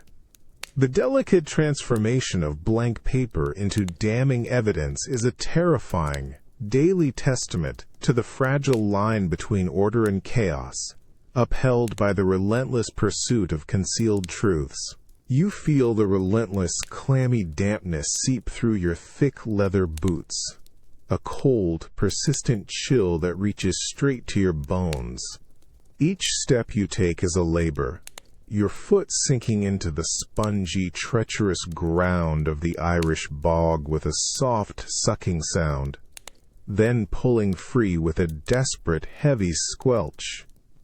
The air is thick and heavy, saturated with the pungent, earthy scent of peat, a faint, metallic tang, and the pervasive, chilling odor of stagnant water. Your breath condenses instantly in the misty, biting cold, a ghost of your struggle. The rhythmic, weary tramp of 100 other boots around you, bogged down in the mire, is the only constant sound in the desolate quiet, a collective sigh of strained effort, your eyes strain through the perpetual haze, across an endless, bleak landscape of muted greens and browns, dotted with dark, impassive pools of water that reflect the heavy leaden sky. There are no grand vistas here, no welcoming hearths, only the vast, unforgiving expanse of the bog, stretching to a distant, indistinct horizon that offers no hope of relief. You see the English soldiers around you, their once vibrant red coats now caked with mud, their faces grim and streaked with dirt, their breaths coming in ragged, shallow puffs. They move with a profound, almost desperate weariness, their pikes held low, their gaze fixed on the endless, sucking mud before them. A young recruit stumbles, catching himself on a comrade's shoulder, his face a mask of utter exhaustion, his jaw tight with suppressed frustration. His companion offers a brief, wordless glance of shared misery, then returns his gaze to the ground, pulling his own leg free with a visible strain. A sudden, sharp gust of wind whips across the open bog, carrying with it a distant, mournful cry, a sound that is half bird, half human lament, quickly snatched away by the vast, indifferent emptiness. It's a chilling reminder of the hidden life, the unseen resistance that permeates this treacherous land, a stark counterpoint to the methodical, grinding advance of the English forces. You notice a seasoned sergeant, his face a roadmap of hard-won battles, pause for a moment, his eyes scanning the horizon, not for the enemy directly, but for any sign of ambush, any subtle ripple in the mist, any whisper of movement that might signal the unseen threat. He shifts the heavy musket on his shoulder, his movements stiff, his body aching from the endless march through this unforgiving terrain. His gaze, though hardened, holds a flicker of profound, weary frustration, a silent acknowledgment of the sheer, soul-sapping difficulty of this particular, relentless war. The mud clings, pulls, exhausts, a constant, physical drain on every man, every beast of burden, every supply wagon. This isn't the swift, decisive clash of armies on open fields. It's a slow, agonizing crawl, a battle against the very earth itself, against an invisible, elusive foe who knows this land intimately, who uses its damp embrace as both weapon and shield. The glory that Elizabeth celebrates back in England, the triumphant tales of her powerful rule, feels like a cruel, distant fantasy here, utterly disconnected from the brutal, grinding reality of this relentless, boggy quagmire. The weight of her crown, you understand, is not just in the gold and jewels, but in the unseen, unyielding, and profoundly difficult struggle to subdue a land that seems to actively resist, to swallow every inch of its progress, making every step a crisis disguised as a desperate, unending effort. This endless, cold, damp struggle makes you truly feel the immense human cost hidden beneath the grand narratives of conquest, understanding that glory often means the profound, silent suffering of those tasked with imposing a foreign will upon an unyielding land. You feel the chill of the unheated chamber seep into your fingertips as they brush against the cold, almost metallic tang of damp parchment. The air is thick, laden with the musty scent of old paper, stale candle wax, and a faint, acrid undertone, like rust mixed with desperation. A low, rhythmic scratch of quills against paper, a constant, weary symphony, is the only sound, punctuated by the occasional, heavy thud of a ledger being closed, a sound that resonates with finality and exhaustion. You are in the Queen's Exchequer, the very nerve center of England's wealth, and here the glory of distant campaigns feels very far away. Your eyes scan the scene. Clerks, their faces pale and drawn, hunch over enormous leather-bound ledgers, their breaths misting faintly in the cold. Their movements are stiff, methodical, driven by relentless, unseen pressure. You see one young clerk, his spectacles perched precariously on his nose, repeatedly dipping his quill into the inkwell, his hand moving with a desperate, almost feverish speed. He pauses, rubbing his temples with a sigh that is barely audible, then returns to his grim task of tallying columns of impossibly large numbers. The sheer volume of paper, the endless rows of figures, create a dizzying, suffocating sense of an insurmountable tide. Near a high, narrow window, where the meager light of a gray morning struggles to penetrate, sits a grizzled, older official, his face a map of profound weariness. His fingers trace lines on a detailed map of Ireland, its green land now crisscrossed with faint red lines, marking troop movements, fortifications, and, most tellingly, areas of scorched earth. He shakes his head almost imperceptibly, his lips pressed into a thin, grim line, a silent acknowledgment of the bottomless pit that this distant island has become. You feel the immense, unspoken frustration radiating from him, the weight of a war that consumes resources without end, without clear victory. Another clerk, passing by, holds a small velvet bag. You hear the dull, sparse clink of coins within it, a sound that should be reassuring, but here it feels like a mournful echo, a final, dwindling tally. He hands it to the older official, who weighs it in his palm for a moment, his expression hardening, then drops it onto his desk with a heavy sigh.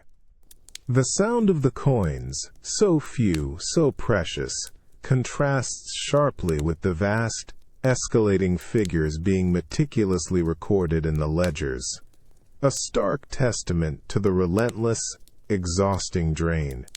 The campaign in Ireland, you realize, is not just costing lives, it is bleeding the very treasury dry. This scene, this quiet, relentless accounting in the exchequer, is the true, unvarnished face of Elizabeth's glorious reign. The dazzling displays of power, the magnificent court, the triumphant pronouncements of victories, are all underpinned by this profound, agonizing financial crisis.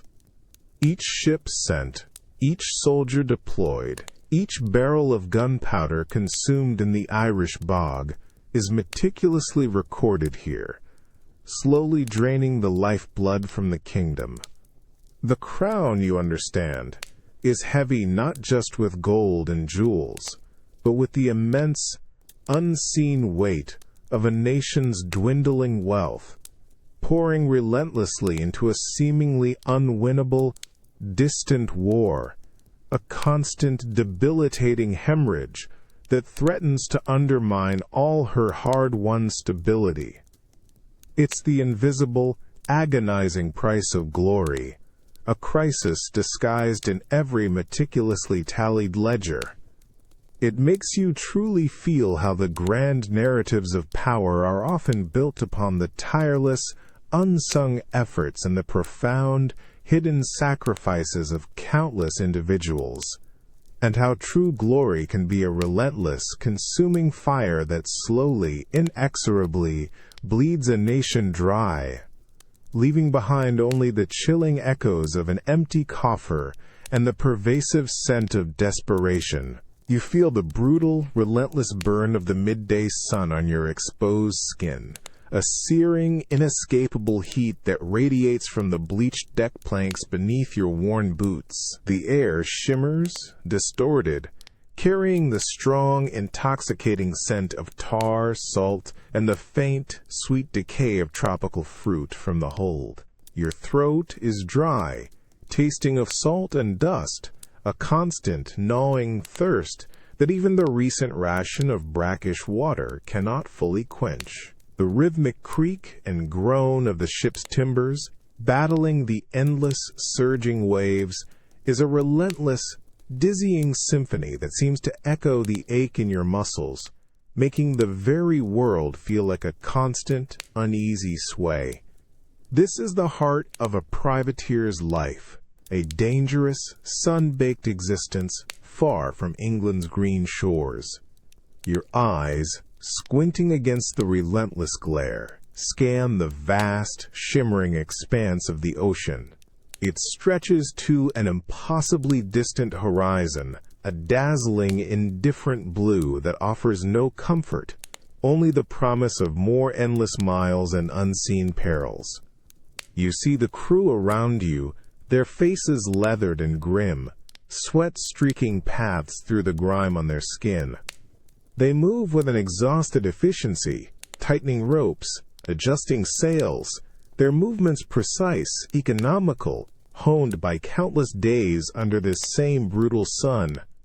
A young cabin boy, his face bright red and peeling, stumbles with a heavy bucket of water, his lips cracked, his gaze fixed on the shimmering deck as if he might fall at any moment. You catch the glint of an officer's cutlass, polished to a dangerous shine, resting in its scabbard, a constant, silent reminder of the swift, brutal justice that governs this floating world. A sudden, sharp cry from the crow's nest cuts through the oppressive heat, thin and urgent. Your head snaps up, along with every other man on deck. Your gaze follows, straining, searching, the distant, hazy line where sky meets sea.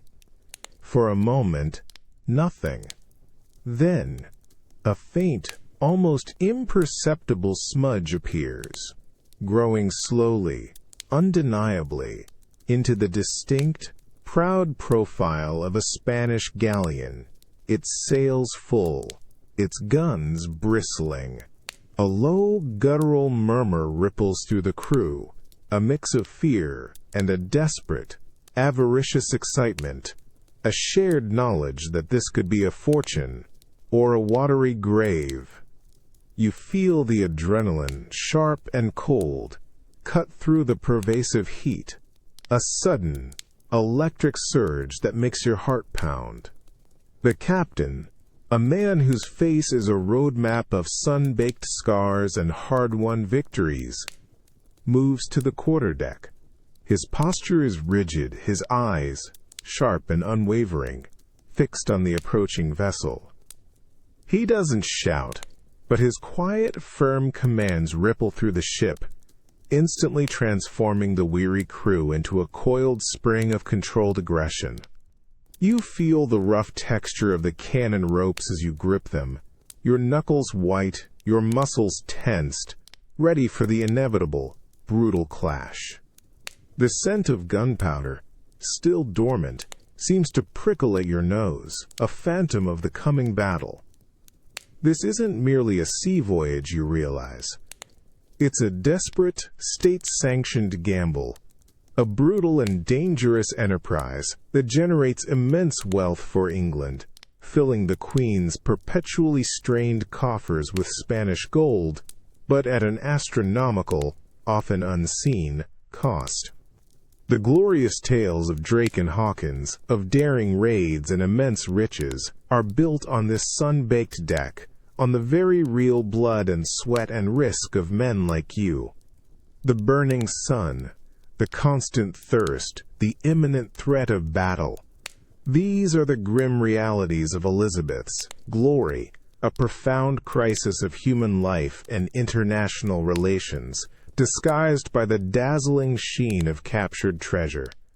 The heavy crown, you understand, is partly paid for by the brutal heat of this distant, perilous sun, and the relentless, dangerous enterprise it illuminates. You feel the cold, unexpected weight of a gold doubloon pressed into your palm, its sharp, distinct ridges digging slightly into your skin, the metallic scent of countless coins, mingling with the pervasive tang of sea salt, stale gunpowder, and the faint, sweet decay of tropical wood from the treasure chests, fills your nostrils, a potent cocktail of triumph and recent violence. You hear the rhythmic, almost hypnotic clink, clink of heavy gold and silver being poured from canvas sacks onto wooden tables, a sound both thrilling and deeply unsettling, resonating through the very deck planks beneath your worn boots. The ship, still rocking gently from its long voyage, seems to hum with the lingering vibrations of its triumphant, brutal journey. You stand amidst the jubilant yet utterly exhausted crew on the crowded deck of the recently returned privateer, the Golden Hind. Men, their faces leathered and grimy from sun and spray, their eyes alight with a fierce, almost predatory glee, work with a desperate urgency, hauling heavy, iron-bound chests from the ship's deep holds. Their laughter is rough, triumphant, punctuated by the occasional cough and the creak of straining ropes. You catch the gleam of a fresh, scarlet stain, barely dry, on a discarded length of rope, a stark, visceral reminder of the battle that earned this dazzling, illicit cargo. Despite the celebratory atmosphere, a faint, chilling current of something darker, something profoundly unsettling, clings to the salty air, a ghost of the lives lost, the ships sunk, the empires challenged. Your gaze sweeps across the piles of treasure now laid out on the deck, shimmering in the afternoon sun. Heaps of intricately wrought silver candlesticks, their surfaces dulled by travel, catch the light. Gleaming gold bars, surprisingly weighty, are stacked like children's blocks. Cascades of jewels, rubies, emeralds, sapphires, spill from open caskets, their facets throwing dazzling, cold light onto the rough timber. A young, wild-eyed sailor, his hand bandaged crudely, presses his fingers into a pile of loose pearls, his rough, calloused skin, a stark contrast to the smooth, iridescent gems. His awe is palpable, almost childlike, yet his eyes hold a deeper, more hardened glint, a silent testament to the desperate risks he took for this glistening bounty. Nearby, a meticulous crown official, his doublet pristine amidst the chaos, pores over a long, unrolled manifest. He makes no eye contact with the jubilant crew, his face a mask of practiced neutrality, his quill scratching rhythmically against the crisp parchment, a silent accounting of wealth and conquest. He glances at a particularly ornate gold cross, lying amidst a tangle of chains, then quickly notes something, his expression giving nothing away. You perceive the careful balance being struck here, the celebration of England's burgeoning wealth, the Queen's expanding coffers, yet the unspoken, almost willful blindness to the violent, often morally ambiguous means by which it was acquired. This gold, you realize, is not just treasure. It is stolen, earned through blood and imperial might, a direct challenge to the power of Spain. This dazzling display of plunder, this raw, undeniable wealth, is indeed a glorious testament to Elizabeth's daring and her nation's growing naval supremacy. But you feel the lingering, bitter aftertaste of its true cost, a profound moral compromise shimmering beneath the glittering surface. The weight of her crown, you understand, is not just in the gold and jewels of her regalia, but in this plunder, acquired through ruthless aggression, filling her treasury, while simultaneously fueling the simmering existential conflict with Catholic Spain. You feel the persistent, rhythmic tick-tock of the ornate grandfather clock in the Queen's private sitting room, each precise beat a tiny, relentless hammer against the profound silence. The air is cool, almost cold, despite the small, contained fire in the hearth, carrying the faint, sweet scent of lavender and old, somewhat dusty, fabric. Your own breath feels shallow, instinctively hushed, as if any louder sound might shatter the fragile calm. or perhaps reveal a hidden ache that permeates the very atmosphere. You watch Queen Elizabeth, seated by a tall mullioned window, her back mostly to you, her magnificent pearl-embroidered gown a shimmering silhouette against the pale winter light. Her hands, though still adorned with glittering rings, rest loosely in her lap, motionless. There's a profound stillness to her, an almost unnerving quietude that speaks of deep, private contemplation, a world away from the usual clamor of court. You perceive the subtle, almost imperceptible tremble in her shoulders, a fleeting flicker of vulnerability that quickly vanishes, subsumed by her legendary composure. She is not actively doing anything, yet her presence fills the room with an immense, unspoken weight. A few ladies-in-waiting stand discreetly by the door, their faces etched with a blend of unwavering deference and a deeper, almost palpable anxiety. Their movements are minimal, their whispers hushed to barely audible murmurs, their gazes darting, always, towards the Queen, searching for some sign, some hint of her mood, of her thoughts. You catch the eye of one of them, a younger woman, her expression a mix of awe and profound, shared worry. Her lips are pressed into a thin line, her fingers absently pleating the velvet of her sleeve. They, and indeed all of England, live with the relentless, unyielding question that hangs perpetually over the realm, the lack of a direct heir. Your gaze sweeps around the room, contrasting the lavish decor with an undeniable sense of absence. A beautifully embroidered baby's coif, a gift perhaps, lies carefully folded on a nearby side table, never worn, never needed. The richness of the tapestries, the gleaming polished wood, the exquisite porcelain, all speak of a magnificent, powerful reign. Yet this quiet corner of the palace seems to hum with the phantom echo of children's laughter never heard, of tiny footsteps never taken.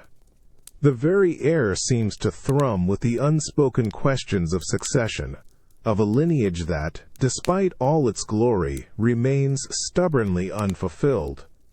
Elizabeth slowly turns her head, her gaze distant, fixed on the gray, wintry skies beyond the window. Her eyes, usually so sharp and commanding, hold a profound, reflective weariness, a deep-seated acknowledgement of a personal emptiness that has become a national crisis. You feel the crushing weight of this unspoken truth. The Queen, the very embodiment of England, has chosen, or been forced, to forego the most fundamental aspect of human life, sacrificing a personal future for the uncertain destiny of her nation.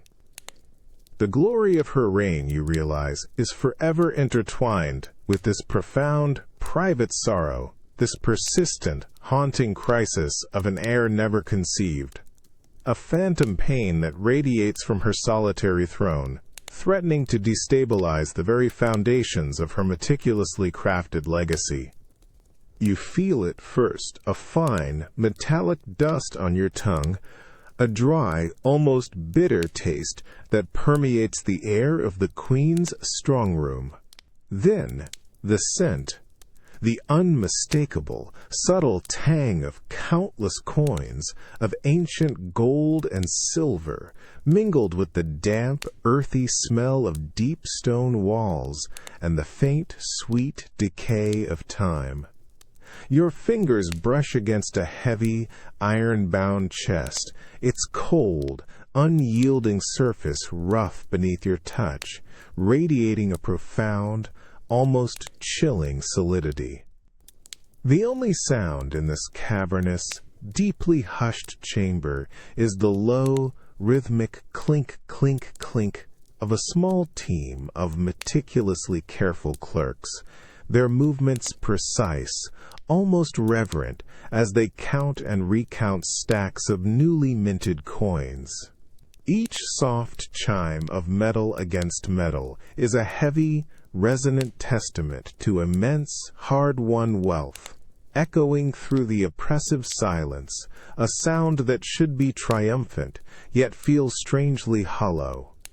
Your eyes, straining in the dim, grudging light cast by the solitary hooded lantern, sweep across the vast space.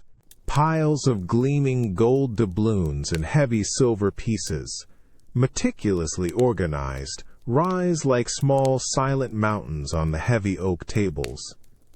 Rows upon rows of enormous iron-banded chests line the walls, their contents bulging, their surfaces dull with age, yet their very presence radiating an undeniable power. You see the clerks, their faces pale and drawn, their brows furrowed with concentration, their breaths misting faintly in the cold, damp air. They dip their quills into ink, making precise, unwavering tallies in enormous, leather-bound ledgers, their meticulous accounting an endless, almost ritualistic task.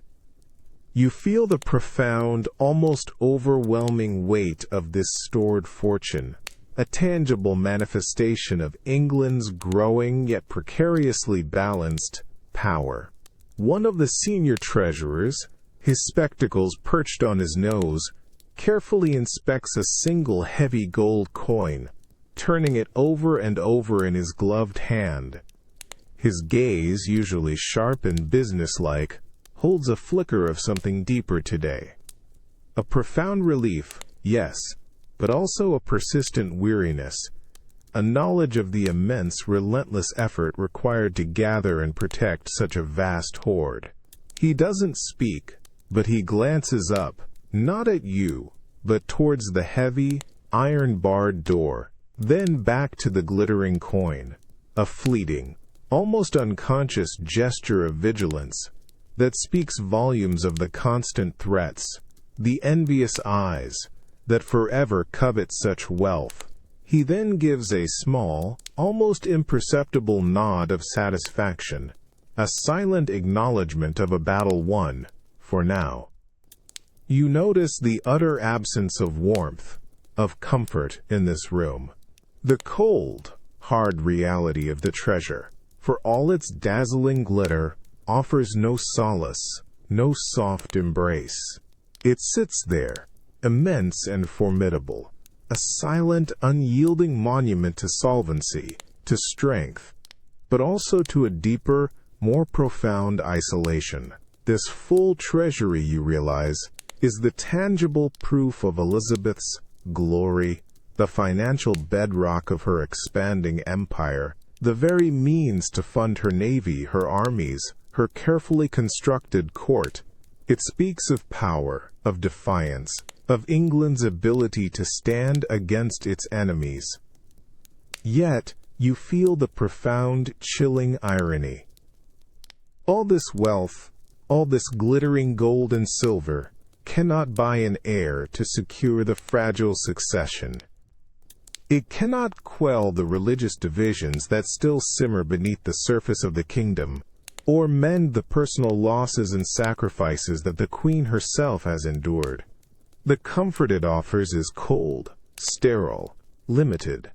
The crown, you understand, is heavy not just with gold and jewels, but with the immense, unseen weight of unfulfilled futures and persistent, existential anxieties that even a vast treasury, however glorious, cannot truly resolve. You feel the raw, earthy scent of damp wood and stale ale cling to the humid air, thick with the unwashed breath of hundreds of bodies packed tight around you. A stray orange peel, discarded carelessly, rolls beneath your worn boots, its faint, citrus tang momentarily cutting through the heavier, cloying smells. A deafening roar, a living, breathing entity of human sound, rises and falls around you. A symphony of boisterous laughter, shouted comments, the rhythmic stomp of feet on bare ground, and the sharp crack of peanut shells underfoot. The very structure of the Globe Theatre, an open-air wooden O, seems to vibrate with the collective energy of its eager, jostling occupants. You are pressed shoulder to shoulder, an anonymous face in a churning sea of faces, your rough tunic sticking to your skin in the warmth of the collective humanity. Your eyes dart across the groundlings' pit, catching glimpses of tattered caps, worn cloaks, faces flushed with cheap wine and exhilarating anticipation. Above, in the tiered galleries, nobles in their silks and velvets watch, their laughter a fraction more refined, yet equally absorbed by the unfolding spectacle. The stage, a vibrant splash of painted canvas and elaborate costumes, feels impossibly distant, yet the booming, almost exaggerated voices of the actors carry over the din, drawing a collective gasp, a burst of shared joy, a moment of profound, unifying silence before the next wave of delighted shouts. You lean forward, straining to catch a line, feeling the press of the crowd behind you, an unstoppable force. A man beside you, his beard rough and smelling faintly of pipe tobacco, slaps his thigh in appreciation, his deep laugh rumbling into your ear. Another, a young woman clutching a wilted posy of flowers, wipes a tear from her cheek, completely lost in the drama, her worries temporarily forgotten. Their reactions, raw and unfiltered, are a powerful, almost intoxicating current that sweeps you along. You perceive the incredible release, the communal catharsis, as an entire city, for a few precious hours, sheds its daily burdens in a shared suspension of disbelief. The actors, their faces painted, their movements grand and expressive, command absolute attention. You feel the magic of their craft, the way their words, even when you only catch fragments, transport you from the mud-caked reality of London streets to distant lands of kings and lovers, of heroes and villains. For a moment, the gnawing anxiety of the plague, the relentless grind of poverty, the simmering political tensions, and the omnipresent threat of foreign wars, all fade into the background, replaced by the sheer, vibrant energy of the play. The very air seems to shimmer with this collective escapism, this powerful emotional balm. This roaring crowd, you realize, is not just entertainment. It's a vital unifying force, a brilliant distraction from the profound crises that perpetually threaten to unravel Elizabeth's glorious reign. The Globe, with its accessible, immersive theater, offers a crucial outlet, a safe space for emotions to be stirred, for tensions to be momentarily released, binding a diverse populace together in shared experience.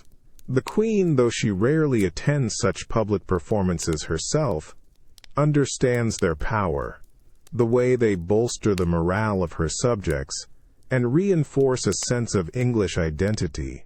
Her crown, you understand, feels lighter, if only for a few hours, because this roaring, engaged crowd is temporarily diverted from their hardships, their fears, finding solace and strength in a shared story. The glory of Elizabethan theater is, in essence, a masterstroke of crisis management, disguising the deep, persistent anxieties of the age with vivid, intoxicating art. You feel the sharp, metallic tang of fresh ink mingle with the earthy scent of damp paper and the faint, sweet decay of old rags. The air in the cluttered print shop is warm, humid, and thick with the rhythmic, almost hypnotic clack of the wooden press, its massive screws groaning with each downward pull. Your fingers instinctively brush against a stack of freshly printed sheets, the paper rough and slightly damp, a subtle vibration still humming beneath your touch from the powerful machinery. This isn't the Globe Theater, but here, too, words are being crafted, disseminated, and wielded with immense, calculated force. You watch the printer, his face smeared with black ink, his brow furrowed with concentration, as he rapidly locks new type into the heavy wooden frame. His movements are swift, practiced, almost furious, each clang of metal against metal sounding like a tiny, urgent hammer blow. He wipes a bead of sweat from his temple with the back of a grimy hand, then gives a sharp, wordless nod to an apprentice, who immediately begins to feed blank sheets into the press. The speed, the relentless rhythm of their work, speaks volumes of the urgent demand, the constant, insatiable hunger for printed words. You feel the profound, almost desperate energy that fuels this tireless industry. On a nearby table, an older man, a scholar scribe whose fine doublet seems out of place amidst the grime, carefully reviews a proof sheet. His eyes, sharp and ceaselessly vigilant, scan each line of text, not for errors of grammar, but for nuances of message, for the precise turn of phrase that will stir hearts, calm fears, or ignite a calculated outrage. He makes a quick, decisive mark with his quill, then hands the sheet back to the printer, a silent directive that brooks no delay. You catch a glimpse of the title, a fervent declaration of English strength, a defiant condemnation of foreign enemies, a glorious hymn to the Queen herself. These aren't just pamphlets. They are carefully constructed narratives, weapons forged in ink. You perceive the profound underlying tension in the room, the awareness that these words, once released, cannot be recalled. They are a weapon of state, designed to shape public opinion, to rally a fractured populace, to deter foreign adversaries. The rhythmic clack-pint of the press feels like the heartbeat of England itself, pulsating with carefully controlled information. It counters the whispers of religious dissent, the gnawing anxiety of economic hardship, the persistent dread of war. Every sheet as it comes off the press carries a sliver of the Queen's own crafted narrative, an echo of the Gloriana myth that has been meticulously built to unify a nation besieged by internal strife and external threats. This tireless production of official pronouncements, of stirring patriotic verse, of thinly veiled propaganda, is the silent, intellectual machinery behind Elizabeth's glorious reign. It is a profound, strategic response to the constant, underlying crises that threaten to unravel her authority. The words, once thought to be mere ink on paper, are in fact a powerful, omnipresent force, shaping perceptions, channeling loyalties, and projecting an image of unwavering strength to a fragile kingdom. Her crown, you realize, is heavy not just with gold, but with the immense, unseen effort to control the narrative, to wage a constant, relentless war of ideas, making words themselves a potent, glorious disguise for deep-seated, persistent crises. It makes you feel how deeply integrated perception and reality are in the exercise of power, and how a nation's strength can be forged as much by eloquent prose as by cannon fire. You feel at first a sharp, almost metallic bitterness on your tongue, a phantom taste that has nothing to do with food, yet fills your mouth with a profound, unsettling dryness. The air in the Queen's private withdrawing room, usually scented with lavender and polished wood, now feels thick, heavy, carrying the faint, acrid tang of unspoken fear and profound disappointment. Your own breath feels shallow, instinctively held, as the low, rhythmic tick of the ornate mantel clock becomes a deafening hammer against the profound, charged silence. You watch as a trusted advisor, his face a mask of grim solemnity, carefully places a scroll of parchment on the heavy oak table before Queen Elizabeth. His movements are slow, deliberate, almost apologetic, yet his eyes, when they briefly meet yours, hold a raw, undeniable weight of sorrow and chilling certainty. You perceive the terrible news, the undeniable truth, before a single word is uttered. The distant clang of a heavy door, closing somewhere deep within the palace, sounds like a final, irrevocable judgment.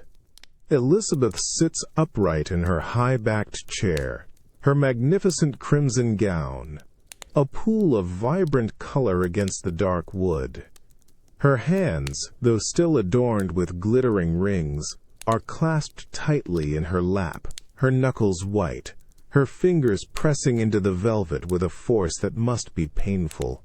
Her face, usually a masterpiece of regal composure, is pale, almost translucent, and her famously piercing eyes, fixed on the innocuous-looking scroll, now hold a flicker of something raw and deeply wounded.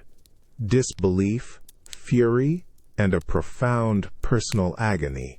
It's the look of a heart physically struck, betrayed by a cherished trust.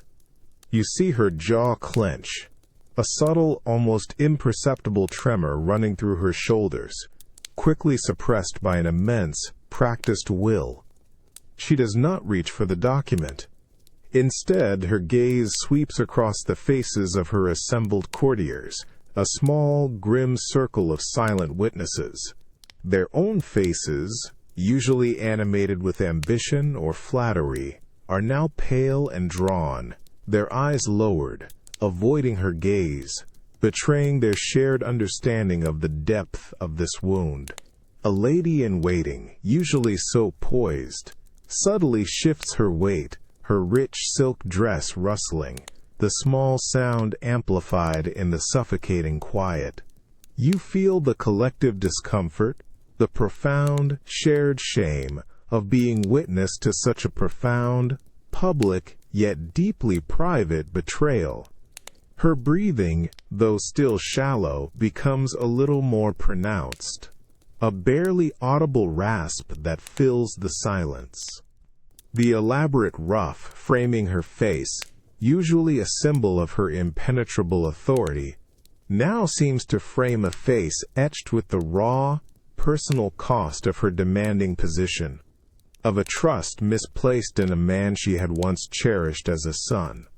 You realize this isn't merely a political rebellion. It's a direct, deeply personal stab at the very heart of the Queen, a blow delivered by one she elevated, one she loved.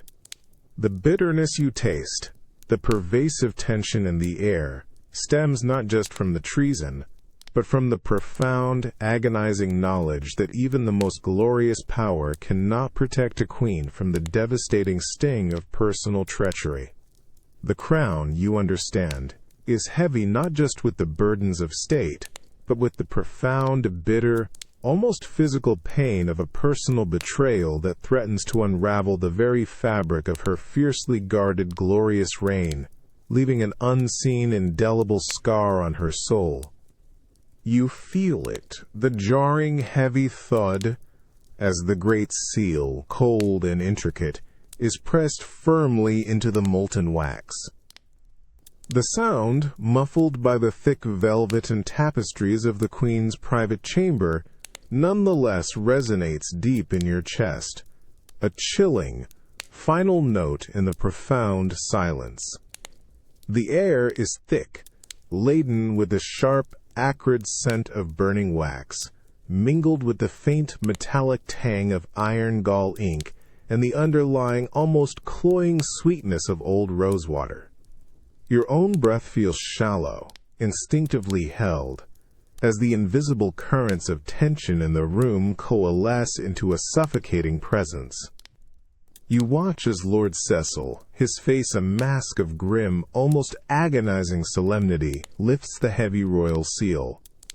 Its deep crimson impression, a stark and brutal flower, now blooms on the bottom of the parchment, a permanent, undeniable mark. His hand, though steady, shows the faint tremor of immense strain, a subtle vibration that speaks of the profound weight of this irreversible act. He then carefully, meticulously, pushes the document across the polished oak table, sliding it towards Queen Elizabeth. The faint, rustling whisper of the parchment against the wood is the only sound, a delicate rustle that somehow amplifies the immense, deafening quiet. Elizabeth sits upright in her high-backed chair, her magnificent gown of dark velvet and pearls a pool of still, vibrant color in the dim light. Her hands, usually so expressive, are now clasped tightly on her lap, her knuckles white, her fingers pressing into the rich fabric with a force that must be painful. Her face, a masterpiece of regal composure, is pale, almost translucent, and her famously piercing eyes are fixed not on the death warrant itself, but on the flickering flame of a nearby candle, as if searching for an answer in its dance. You perceive a profound, almost physical ache radiating from her, a sense of a heart being slowly, irrevocably, broken beneath the impenetrable mask of her duty. She does not reach for the warrant. Instead, her gaze sweeps across the faces of the assembled courtiers, a small, grim circle of silent witnesses to this terrible necessity. Their own faces are drawn, their eyes lowered, avoiding her gaze, betraying their shared understanding of the profound, personal cost of this moment. A trusted lady-in-waiting, her own eyes red-rimmed and swollen, quietly dabs at her cheek with a small, embroidered handkerchief, her movements stiff with suppressed grief. You feel the collective discomfort, the shared horror, of being witness to such a profound yet undeniably necessary sacrifice. The air thickens with the unspoken conflict between a queen's heart and her relentless duty. The very crown, though not on her head, feels immensely present, its crushing weight demanding this brutal, cold decision. You realize this isn't merely the execution of a traitor. It's the final, agonizing severing of a bond that once held affection, a ruthless act of self-preservation for the state, tearing a wound through the queen's own soul. The heavy sound of the stamped death warrant is not just a noise. It is the brutal, definitive echo of a kingdom's survival, purchased at an immense, agonizing personal price. The glory of her reign, you understand, is built on such profoundly difficult, solitary decisions, disguising the deep, persistent crises of power with the harsh, unwavering face of command. It makes you truly feel the immense, isolating burden of absolute authority, where love and loyalty are often forced to shatter against the unyielding demands of the crown, leaving behind only the chilling, heavy echo of duty done, and a heart forever scarred. You feel it, the strangely dry, papery texture of a dried tobacco leaf crumbling between your fingers, its pungent, smoky scent, unlike anything you've ever smelled before, filling your nostrils with an almost intoxicating earthiness. It mingles with the sweeter, sharper aroma of exotic spices, cinnamon and cloves, and the faint, dusty tang of raw, unspun cotton. You are in a royal warehouse near the docks of London, a place usually bustling with the familiar sense of tar and fish, but now transformed into a treasure trove of the utterly alien. A testament to England's burgeoning yet precarious reach across the vast unknown oceans. The air hums with the low, excited murmurs of merchants and officials, their voices hushed, almost reverent, as they examine the strange bounty. Your eyes sweep across the enormous, dimly lit space, Piles of deep crimson dye, its vibrant color almost shocking against the dull gray stone, lie in canvas sacks, their rich hue promising a revolution in English textiles. Large, gnarled roots, resembling petrified wood, are stacked haphazardly, their medicinal smell strangely compelling, whispers of remedies for unknown ailments. You pick up a curious object, smooth and dark, a cocoa bean, its subtle bitterness, a fleeting taste on your tongue as you rub it between your fingers, imagining the foreign drink it could become. Everything here feels both immensely valuable and profoundly unfamiliar, a tangible manifestation of a world far beyond England's shores, a world of unimaginable riches and equally unimaginable dangers. You watch as a young, keen-eyed merchant, his face flushed with excitement, gestures emphatically towards a newly arrived crate, his hands trembling slightly as he points to its contents. Shimmering iridescent feathers plucked from birds of paradise, their colors so vivid they seem to pulse with an inner light. His eyes, wide with avarice and wonder, meet yours for a fleeting second, a shared acknowledgement of the immense potential, the unprecedented fortune that these strange goods represent. A grizzled customs official, his brow furrowed, meticulously checks a manifest, his quill scratching rhythmically against the parchment.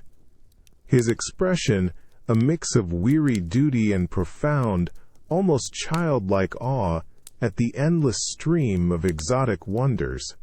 He makes a quick, decisive mark, then pushes the document forward, his gaze returning to the strange, glittering pile of goods. The sounds are muted. The soft rustle of dry leaves, the quiet clatter of wooden crates being opened, the low, awed murmurs of men encountering the utterly new. You perceive the incredible wealth flowing into England from these distant lands, the very tangible proof of Elizabeth's expanding empire, of her nation's growing global influence.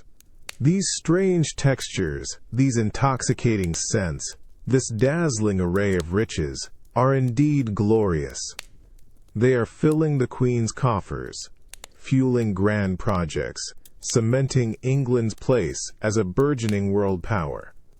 Yet, you feel the profound, underlying tension, a subtle, almost acrid undercurrent, beneath the sweet perfume of success.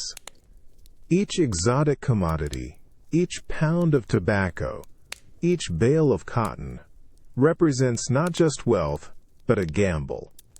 A gamble against treacherous seas, against rival empires, against the immense human cost of distant expeditions. The very glory of these New World riches, you realize, is inextricably bound to a profound, ongoing crisis.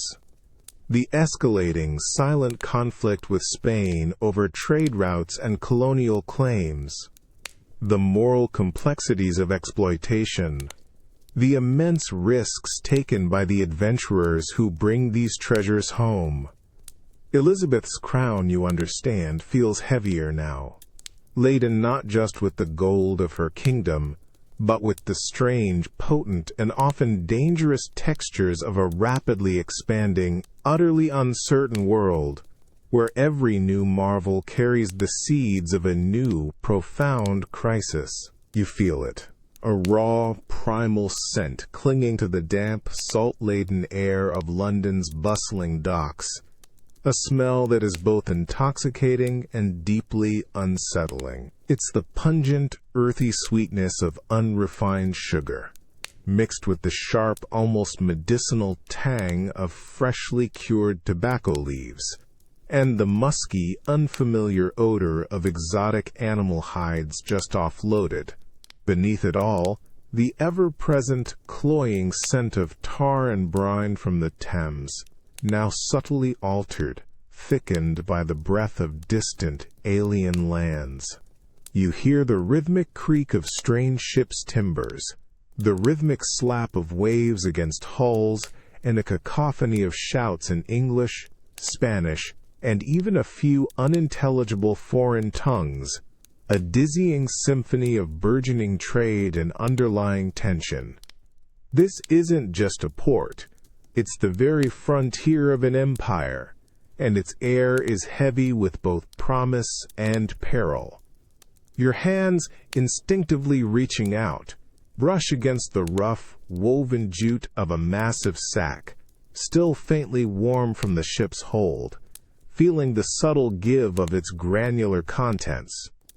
You watch the dock workers, their bodies gleaming with sweat, straining under the weight of enormous barrels and tightly packed crates, their movements a frantic ballet of brute force and desperate efficiency. Their faces are grim, determined, their muscles bulging with the effort, yet their eyes hold a shared flicker of avarice, of a deeper hunger that extends beyond mere wages.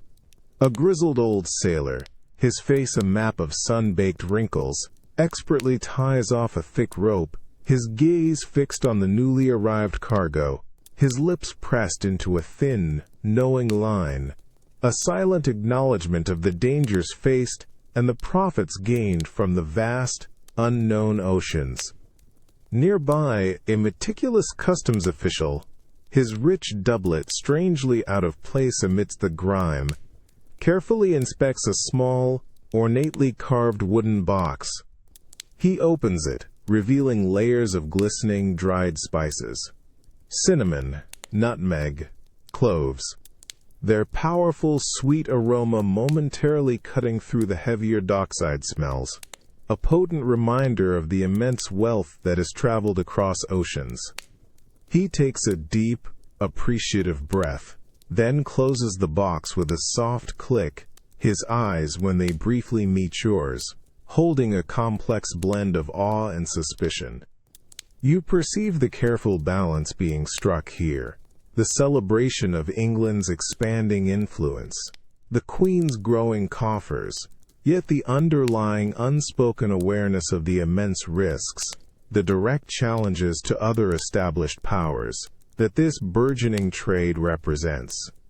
The very air itself feels charged, thick with the scent of unbridled ambition, of a nation stretching its fingers across the globe, claiming what it can. Each crate, each barrel, each exotic aroma, you realize, is not just a commodity.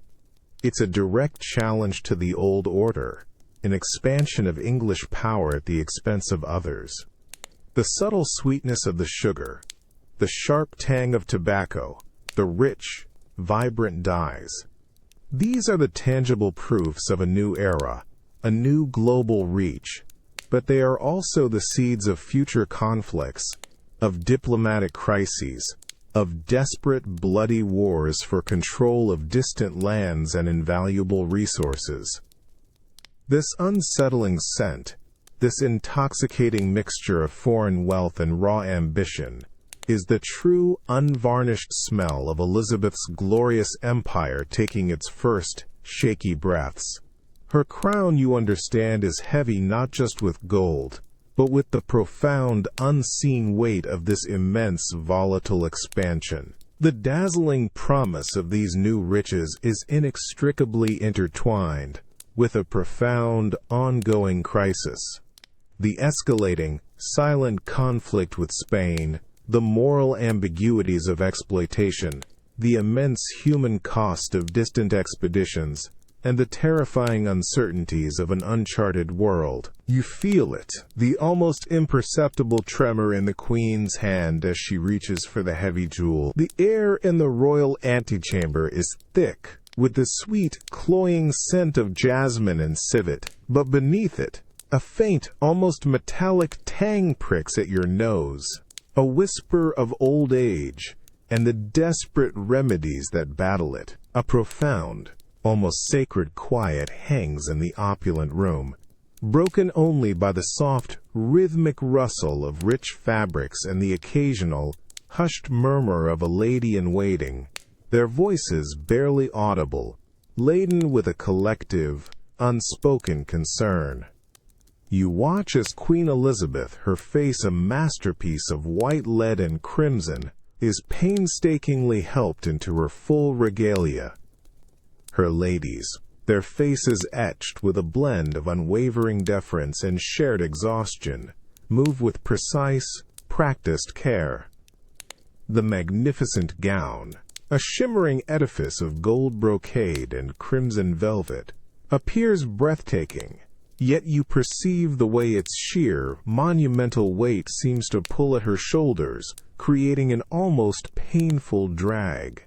Each pearl stitched into the stiff fabric, each heavy gold thread, contributes to a collective burden that visibly taxes her.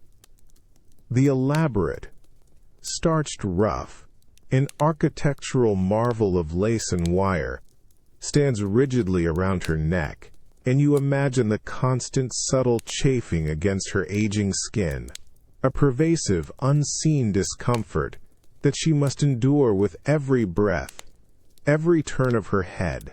Her movements, once famously vigorous, are now deliberate, almost slow. She leans a fraction too heavily on the arm of a lady-in-waiting as she takes a step, a fleeting, almost imperceptible imbalance, quickly corrected. Her back, though held rigidly straight with queenly dignity, seems to bear an immense, unseen pressure, a constant, gnawing ache that radiates from her spine.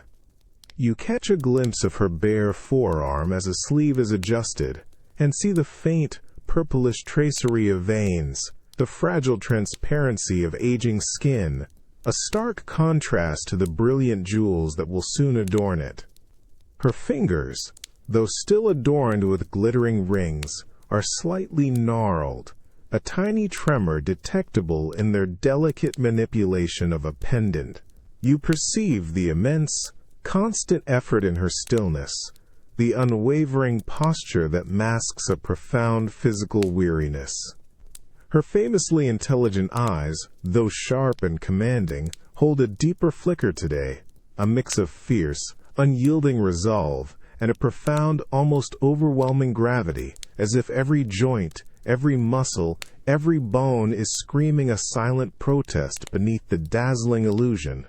This isn't merely the aging of a woman, it's the physical toll of a lifetime spent in relentless vigilance, of a body pushed to its absolute limits by the crushing weight of a crown that, despite all its glory, has been a perpetual, physical crisis. The ache in her bones, you understand, is as real as the gold and jewels, a constant private suffering that she, the magnificent Gloriana, must endure in silence, a profound burden hidden beneath the glittering facade of her unstoppable reign.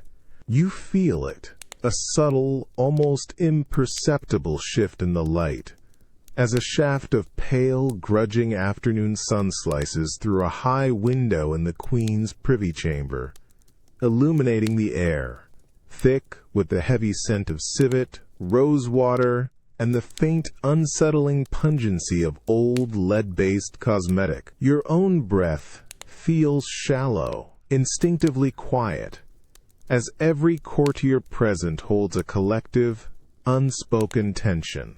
You watch as Queen Elizabeth, now fully dressed in an astonishing gown of gold brocade and pearls, turns slowly, her head held with legendary regality, to face a visiting ambassador. The magnificent edifice of her attire, the soaring ruff, the glittering jewels, all scream, Gloriana, a timeless, invincible monarch. But in that slicing beam of light, catching her profile just so, you perceive it. A faint, almost invisible crack in the polished facade of her beauty. The alabaster white paint on her cheek, usually so perfectly smooth, has settled, for the briefest, most fleeting moment, into a tiny, almost imperceptible fissure near her jawline, a testament to countless layers, to countless hours of wear, Her lips, painted a vibrant, defiant crimson, offer a regal, practiced smile, yet you catch a glimpse of the real skin beneath, a subtle, dry tightness that speaks of constant artifice, of a lifetime spent maintaining an impossible illusion. Her eyes, those famously piercing, intelligent eyes, are still sharp, unwavering, but around them, the meticulous blending of color cannot entirely hide the network of fine, almost translucent wrinkles that betray the true, relentless march of time. You notice the ambassador, a man renowned for his sharp wit and diplomatic prowess, his gaze fixed on the queen. His face, initially composed in respectful admiration, subtly shifts. His eyes, though quickly recovering their professional neutrality, hold a flicker of momentary surprise, a fleeting recognition of the truth beneath the powerful, painted mask. He bows deeper than necessary, perhaps, a silent acknowledgement of the immense effort she expends. A trusted lady-in-waiting, standing discreetly behind the queen, offers a quick, almost imperceptible glance towards another courtier, her lips pressed into a thin, knowing line, her own eyes reflecting a profound, shared weariness, a silent understanding of the daily, agonizing struggle to maintain this glorious image. Elizabeth, oblivious, or perhaps simply indifferent to these subtle observations, raises her hand, a gesture of command and welcome, her rings glittering with cold fire. Her movements are slower now, more deliberate than they once were, each one a conscious, carefully controlled act of will. The elaborate ruff, while still magnificent, seems to cradle her head with an almost constricting embrace, and you can almost feel the chafing, the constant discomfort, against her aging skin. This isn't merely the passage of time, it's a profound, visible manifestation of the relentless, exhausting burden of the crown, a body and spirit pushed to their absolute limits to uphold an image of eternal vigor. The glory of Gloriana, you realize, is not just in her magnificent attire or her unwavering resolve, but in her tireless, agonizing dedication to maintaining this fragile, vital illusion, even as her own body begins to betray her. These almost invisible cracks in the portrait, glimpsed only in fleeting moments and by discerning eyes, are the chilling, undeniable proof that her celebrated reign, for all its splendor, is built on a foundation of constant, exhausting crisis, a profound, physical disguise for the inevitable decay that she, the magnificent queen, must battle with every breath, every layer of paint, every ounce of her formidable, unyielding will to ensure her kingdom's stability. You feel it. A silence so profound it presses against your eardrums, far heavier than any sound. The air in the Queen's receiving chamber is thick with the sweet, cloying scent of civet and rosewater, a desperate attempt to mask the colder, sharper tang of ancient, damp stone and the faint, almost acrid smell of old anxieties, of something deeply unsettling beneath the polished surface. Your fingers, resting on the rich, velvet fabric of your own gown, feel the subtle tremor in the very floorboards, a low thrum that speaks of restless, almost desperate anticipation. Dozens of courtiers, a glittering tableau of silks and jewels, stand motionless, their postures rigidly upright, yet their gazes dart with an almost imperceptible nervousness. No one speaks above a whisper, and even those hushed murmurs die out quickly, swallowed by the vast, ornate space. Lord Cecil, his face a map of carefully controlled concern, stands closest to the heavy oak door leading to the Queen's inner chambers, his hands clasped tightly behind his back, his shoulders almost imperceptibly hunched. The door remains firmly shut, an unyielding barrier between this anxious assembly and the aging monarch within. You perceive her absence as a powerful presence, an immense unspoken weight that fills every corner of the room. The very air seems to thrum with the profound, unspoken questions. Where is she? What is truly happening behind that meticulously carved wood? Every rustle of a lady's gown, every soft cough from a distant corridor is amplified, scrutinized, holding the promise or the dread of a significant, irreversible event. A young page, usually boisterous and full of restless energy, stands stiffly by a tall, mullioned window, his eyes wide, fixed on nothing but his own private anxieties, his usual youthful vivacity completely subdued by the pervasive, heavy atmosphere. He nervously smooths the crisp linen of his tunic, then quickly drops his hand, as if caught in a profound transgression. The collective breath held, the profound stillness, the ceaseless internal monologue of worry. This is the true deafening sound of a court in waiting, a kingdom holding its breath. This isn't a peaceful quiet. It's a suffocating blanket woven from profound uncertainty, from fierce ambition, and from barely suppressed fear. The magnificent opulence of the room, the dazzling display of England's wealth and power, feels like a fragile shell, barely containing the immense, unspoken crisis that lurks just behind that closed door.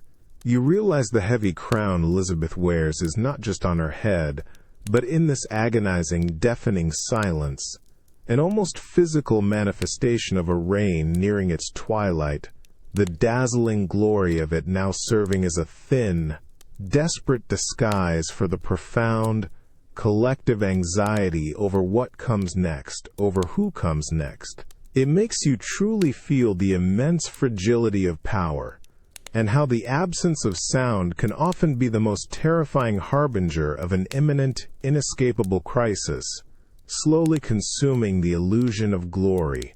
You feel the profound, aching throb in your calves, a dull, relentless pain that radiates up your legs, settling deep into your lower back. The air in the Queen's private chamber is cool, almost damp, carrying the faint, sweet scent of dying flowers and the persistent, almost metallic tang of raw exhaustion. Your spine feels stiff, rigid, a column of protesting bone and muscle, held impossibly straight for hours. The rich, ruby-red velvet of the low-slung chaise, inviting and soft, sits nearby, a silent, mocking temptation. But you avert your gaze, refusing to acknowledge its existence. You stand by the tall, mullioned window, your hands clasped tightly behind your back. Your magnificent gown of dark green velvet and pearls a stark, unmoving silhouette against the pale, unforgiving light of late afternoon. Your famed red gold wig, though meticulously styled, feels like a heavy cage on your scalp, and the stiff, starched ruff, usually a symbol of your impenetrable authority, now feels like a relentless, irritating pressure against your throat. You perceive the ceaseless demands of a body that craves rest, but your will, a force honed by decades of relentless crisis, refuses to yield even an inch. A few ladies in waiting, their faces etched with a blend of unwavering deference and profound, unspoken concern, hover discreetly by the door. You hear the soft, almost hesitant rustle of their silks, the barely audible sighs that betray their shared weariness, and their silent, desperate pleas for you to sit, to find some comfort. You catch the eye of one of them, a younger woman, her expression a mix of awe and tender worry, as she subtly, almost imperceptibly, gestures towards the inviting chaise with a gentle flick of her hand. You meet her gaze with an unwavering stare, a silent, absolute refusal that brooks no argument, no suggestion of weakness. Her eyes quickly drop, acknowledging the formidable, unyielding will that pulses from you, even in your profound physical fatigue. The rhythmic tick of the ornate mantel clock becomes a deafening hammer against the profound, charged silence. Each second is a testament to your endurance, to your fierce, unbending resistance against the simple, human need for rest. You feel the profound, almost visceral urge to collapse onto the soft velvet, to surrender to the comforting embrace of the cushions. But the image of your mother, Mary, your father, all who came before, whispers a chilling reminder of the fragility of the throne, of the devastating power of perceived weakness. The velvet throne, with all its promise of comfort, is a symbol of surrender you cannot afford. Your jaw tightens, a subtle tremor running through your shoulders, quickly suppressed by an immense, practiced will. You are Gloriana, the embodiment of England, and to sit, to recline, is to admit frailty, to betray the image of eternal, unyielding strength that has held your fractured kingdom together for so long. The heavy crown, though not on your head, is a palpable presence, its weight demanding this defiant, agonizing stand. You realize this refusal to surrender to the velvet throne, to the demands of your own failing body, is not merely stubbornness. It is the ultimate personal battle for the very survival of your reign, a crisis disguised as a magnificent, terrifying act of unyielding will. It makes you truly feel the immense, isolating burden of an unwavering spirit, forced to perpetually defy the relentless march of time and the profound, physical decay of the human body, all for the precarious, demanding illusion of an eternal, glorious throne. You feel it. The relentless, insidious cold of Richmond Palace, seeping through the ancient stone, clinging to the heavy brocade drapes, and permeating the very air in the Queen's bedchamber. It's a dry, biting chill that finds its way beneath your layers, raising the hairs on your arms, a cold that has nothing to do with winter, and everything to do with finality. The faint, sweet scent of dying embers from the vast hearth, long since extinguished, mixes with the cloying odor of potent, ineffective medicines, and something else, something undeniably final, a scent that pricks at the back of your throat. A profound, unnatural silence presses in, broken only by the excruciatingly shallow, ragged whisper of the Queen's own breath, a sound so faint it demands an agonizing strain of attention. You stand amongst a small, grim circle of advisors and ladies, huddled by the massive, four-poster bed, their faces, illuminated by the guttering flame of a solitary candle, are pale and drawn, etched with a profound, unspoken mixture of grief, exhaustion, and a chilling, palpable dread. Their movements are agonizingly slow, their footsteps unnaturally soft on the thick carpets, as if even the smallest disturbance might hasten the inevitable. You see Lord Cecil, his face a web of deep lines, his hands clasped tightly behind his back, his gaze fixed on the figure in the bed with an agonizing blend of loyalty and profound sorrow. Your eyes, drawn inexorably, fall upon Queen Elizabeth. She lies almost motionless, a monumental figure even in her stillness. Beneath layers of rich, heavy bedding, her elaborate nightrobe a pale, shimmering contrast to the dark velvet around her. Her once famously vibrant red hair, now wispy and white, spills across the pillow, framing a face softened by the deep shadows, its powerful lines now etched with profound weariness. Her breath is impossibly shallow, a frail, almost imperceptible catch, then a faint, rasping release, each one a precarious thread in the fragile tapestry of her life. You feel your own breath instinctively synchronize with hers, a shared, desperate rhythm. A lady in waiting, her own eyes red-rimmed and swollen, gently adjusts the heavy blanket, her hand trembling slightly. You perceive the collective, desperate hope that this small gesture might bring comfort, a silent plea against the inevitable. But Elizabeth doesn't stir, doesn't acknowledge the touch. Her gaze, unfocused, seems fixed on some distant, unseen horizon. Then a shudder, profound and unmistakable, runs through her fragile frame. Her chest rises with an agonizing slowness, a single, deep, shuddering intake of air that seems to last an eternity. You hold your breath, feeling the moment suspend, taut and terrible. And then, with a soft, almost imperceptible sigh, a delicate exhalation that seems to pull all warmth and light from the room, it is gone.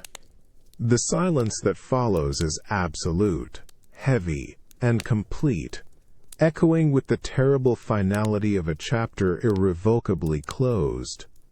It makes you truly feel the immense, agonizing solitude of a monarch's end, and how, for all its glory and splendor, a powerful reign can conclude not with a roar, but with a silent, almost invisible passing in a cold palace, leaving behind only the profound, chilling stillness of a crisis utterly, finally laid bare.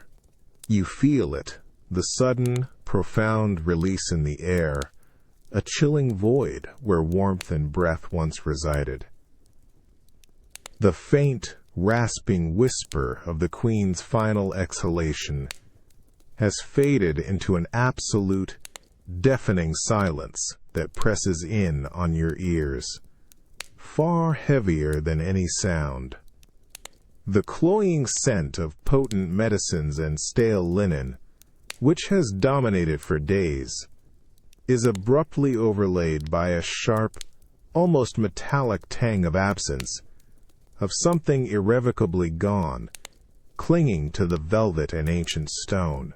Your own breath catches, thin and sharp, unwilling to disturb the immense, sacred stillness. You stand amongst the small, grim circle of advisors and ladies, huddled by the magnificent four-poster bed. A stifled sob, quickly, fiercely suppressed, breaks from a young lady in waiting, her face streaked with tears, her hands clasped tightly over her mouth. Lord Cecil, his face a map of profound grief and daunting apprehension, steps forward, his movements stiff, almost ritualistic. His gaze, usually so commanding, now holds a raw, personal sorrow, yet beneath it, an unyielding resolve. He reaches out, not to mourn, but to begin the urgent, crucial work. With agonizing slowness, he gently closes Elizabeth's eyes, his thumb brushing her eyelids, a fleeting, intimate gesture that nonetheless feels profoundly public. Her face, softened by the shadows, becomes a canvas for posterity, instantly losing the last fragile vestiges of human suffering, transforming into a serene, almost ageless mask. Another lady in waiting, her own hands trembling, carefully smooths the wispy white hair from her brow, arranging it meticulously against the rich velvet of the pillow. It's an act of profound reverence, yes, but also of careful presentation, already preparing the image for the world to behold. You feel the collective, unspoken understanding that this isn't just a woman's body. It is the sacred vessel of the realm, its image now paramount. Cecil then motions to another attendant, who, with a quiet rustle, draws the heavy velvet curtains more fully, plunging the room into a deeper twilight. The solitary candle on the nearby table, its flame now seeming brighter, longer, casts dancing shadows that accentuate the stillness of the figure on the bed, elevating her from mere mortal to something far grander. You perceive the immediate, subtle shift in the courtier's demeanor. The raw grief remains, but it is now intertwined with a dawning awareness of a new era, of the profound political necessity of shaping the legacy of this incredible queen. Their eyes, though still red-rimmed, now hold a flicker of calculation, of anticipation for the grand, unifying narrative that must now emerge. This transformation, you realize, is not just symbolic. It is a meticulously choreographed act of statecraft, performed in the intimate silence of death. The frail, aging woman who drew her last breath moments ago is already beginning to recede, to be replaced by Gloriana, the eternal, invincible Virgin Queen, a myth now immortalized, beyond the reach of time and frailty. The crown, though physically absent, feels immensely present, its weight now settling not just on a successor, but on the very narrative of her reign, demanding that its crises be rewritten as triumphs, its vulnerabilities transformed into unwavering strength. It makes you truly feel that for a monarch, death is not an end, but a profound, powerful beginning. The moment the human passes, and the myth, forever glorious, forever unchanging, finally takes its rightful, eternal place, the ultimate disguise for a reign fraught with challenge. You feel it. The profound, unforgiving cold of the marble as your fingertips brush against the queen's sculpted hand. It's utterly devoid of warmth, a stark, chilling reality that sinks deep into your bones, a chilling contrast to the living flesh it once represented. The air in Westminster Abbey is thick, with the scent of ancient stone, lingering incense, and the faint, sweet decay of centuries of veneration. A hushed, almost reverent quiet presses in, broken only by the distant, echoing tread of unseen visitors, their footsteps muted by the vast, vaulted space, a collective breath held across generations. Your eyes trace the serene, idealized features of the effigy, lying in eternal repose atop her magnificent tomb. The sculpted face is smooth, ageless, framed by meticulously carved curls, capturing Gloriana, in her prime, an image of unwavering power and timeless beauty. The stone crown, heavy and intricately detailed, rests on her brow, a permanent, undeniable symbol of her immutable authority. You see the elaborate folds of her royal robes, frozen in marble, each detail painstakingly rendered, an enduring testament to her majesty, to the glory she projected. This is not the frail woman who drew her last breath. This is the immortalized monarch, the myth made tangible and everlasting. You step back, your gaze sweeping across the immense, echoing space. The sheer scale of the tomb, the grandeur of its artistry, screams of triumph, of an unblemished reign, a golden age etched in stone for eternity. But as you gaze at the smooth, perfected features devoid of the lines of worry or the subtle tremor of age that marked her final years, you feel a profound, chilling disconnect. The stone is flawless, the image magnificent, but it holds none of the living, breathing struggle, none of the relentless private battles that defined her turbulent life. It is the glorious disguise made permanent. A passing attendant, a young man in simple robes, pauses for a moment, his eyes fixed on the effigy, with a look of quiet awe, before continuing his duties, his soft footsteps fading into the distance. His reverence is undeniable, a clear reflection of the powerful, lasting narrative.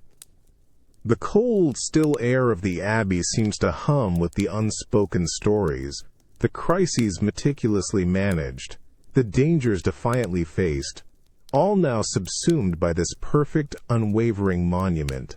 This effigy, you realize, is the ultimate manifestation of her carefully constructed image, a glorious facade designed to endure, to forever mask the profound, persistent crises that gnawed at the very heart of her reign.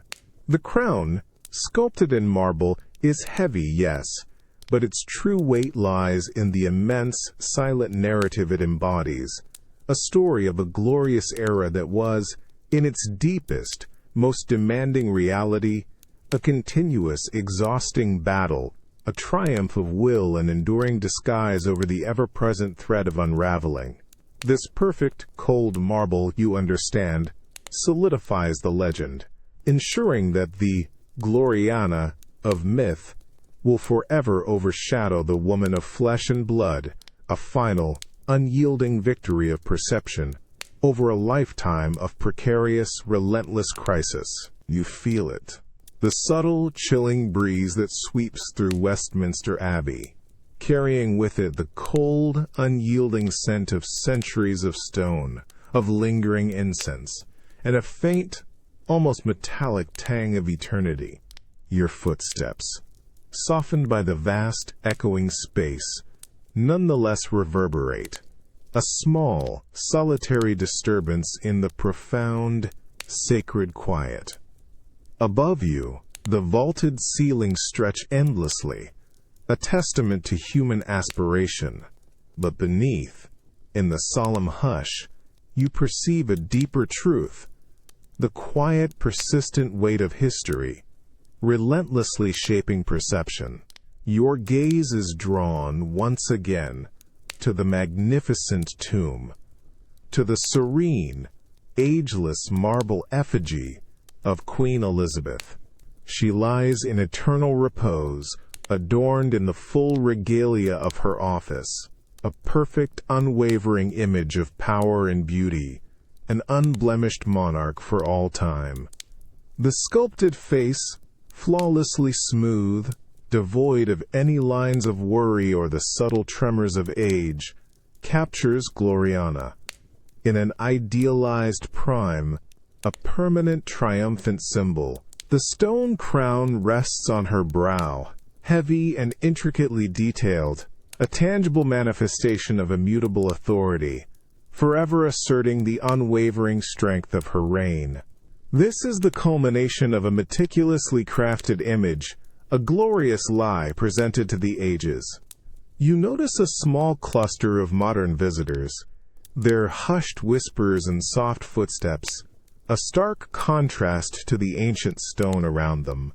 They gaze at the effigy with a mix of awe and reverence, their expressions reflecting the powerful, enduring narrative of a golden age, of an invincible queen. One woman reaches out, her hand hovering, almost wanting to touch the cold marble, her eyes wide with undisguised admiration. You feel the profound collective absorption in the myth, the silent, uncritical acceptance of the grandeur, the glory.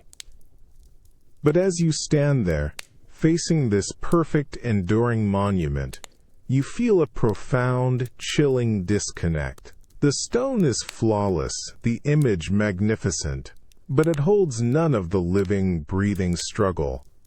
None of the relentless private battles against disease, poverty, treason, and invasion that defined her turbulent life. It is the crisis utterly erased, the vulnerability entirely masked, the personal toll utterly forgotten. The very air around the tomb, though heavy with solemnity, seems to hum with this unspoken absence, this intentional omission. This effigy, you realize, is not just a testament to Elizabeth's life. It is the ultimate, most enduring manifestation of her glorious lie.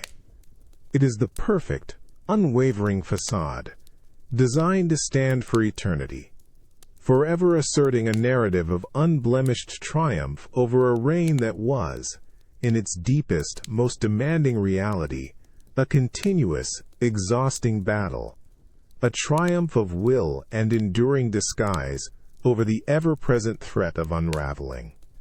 The crown, sculpted in marble, is heavy, yes, but its true profound weight lies in the immense, silent narrative it embodies.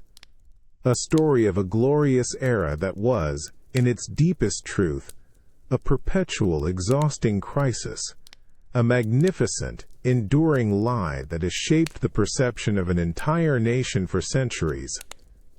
It makes you truly feel the immense power of historical narrative, and how carefully constructed glory can forever overshadow the complex, challenging truths of a human life, cementing a myth that endures far beyond the living memory of the person who created it.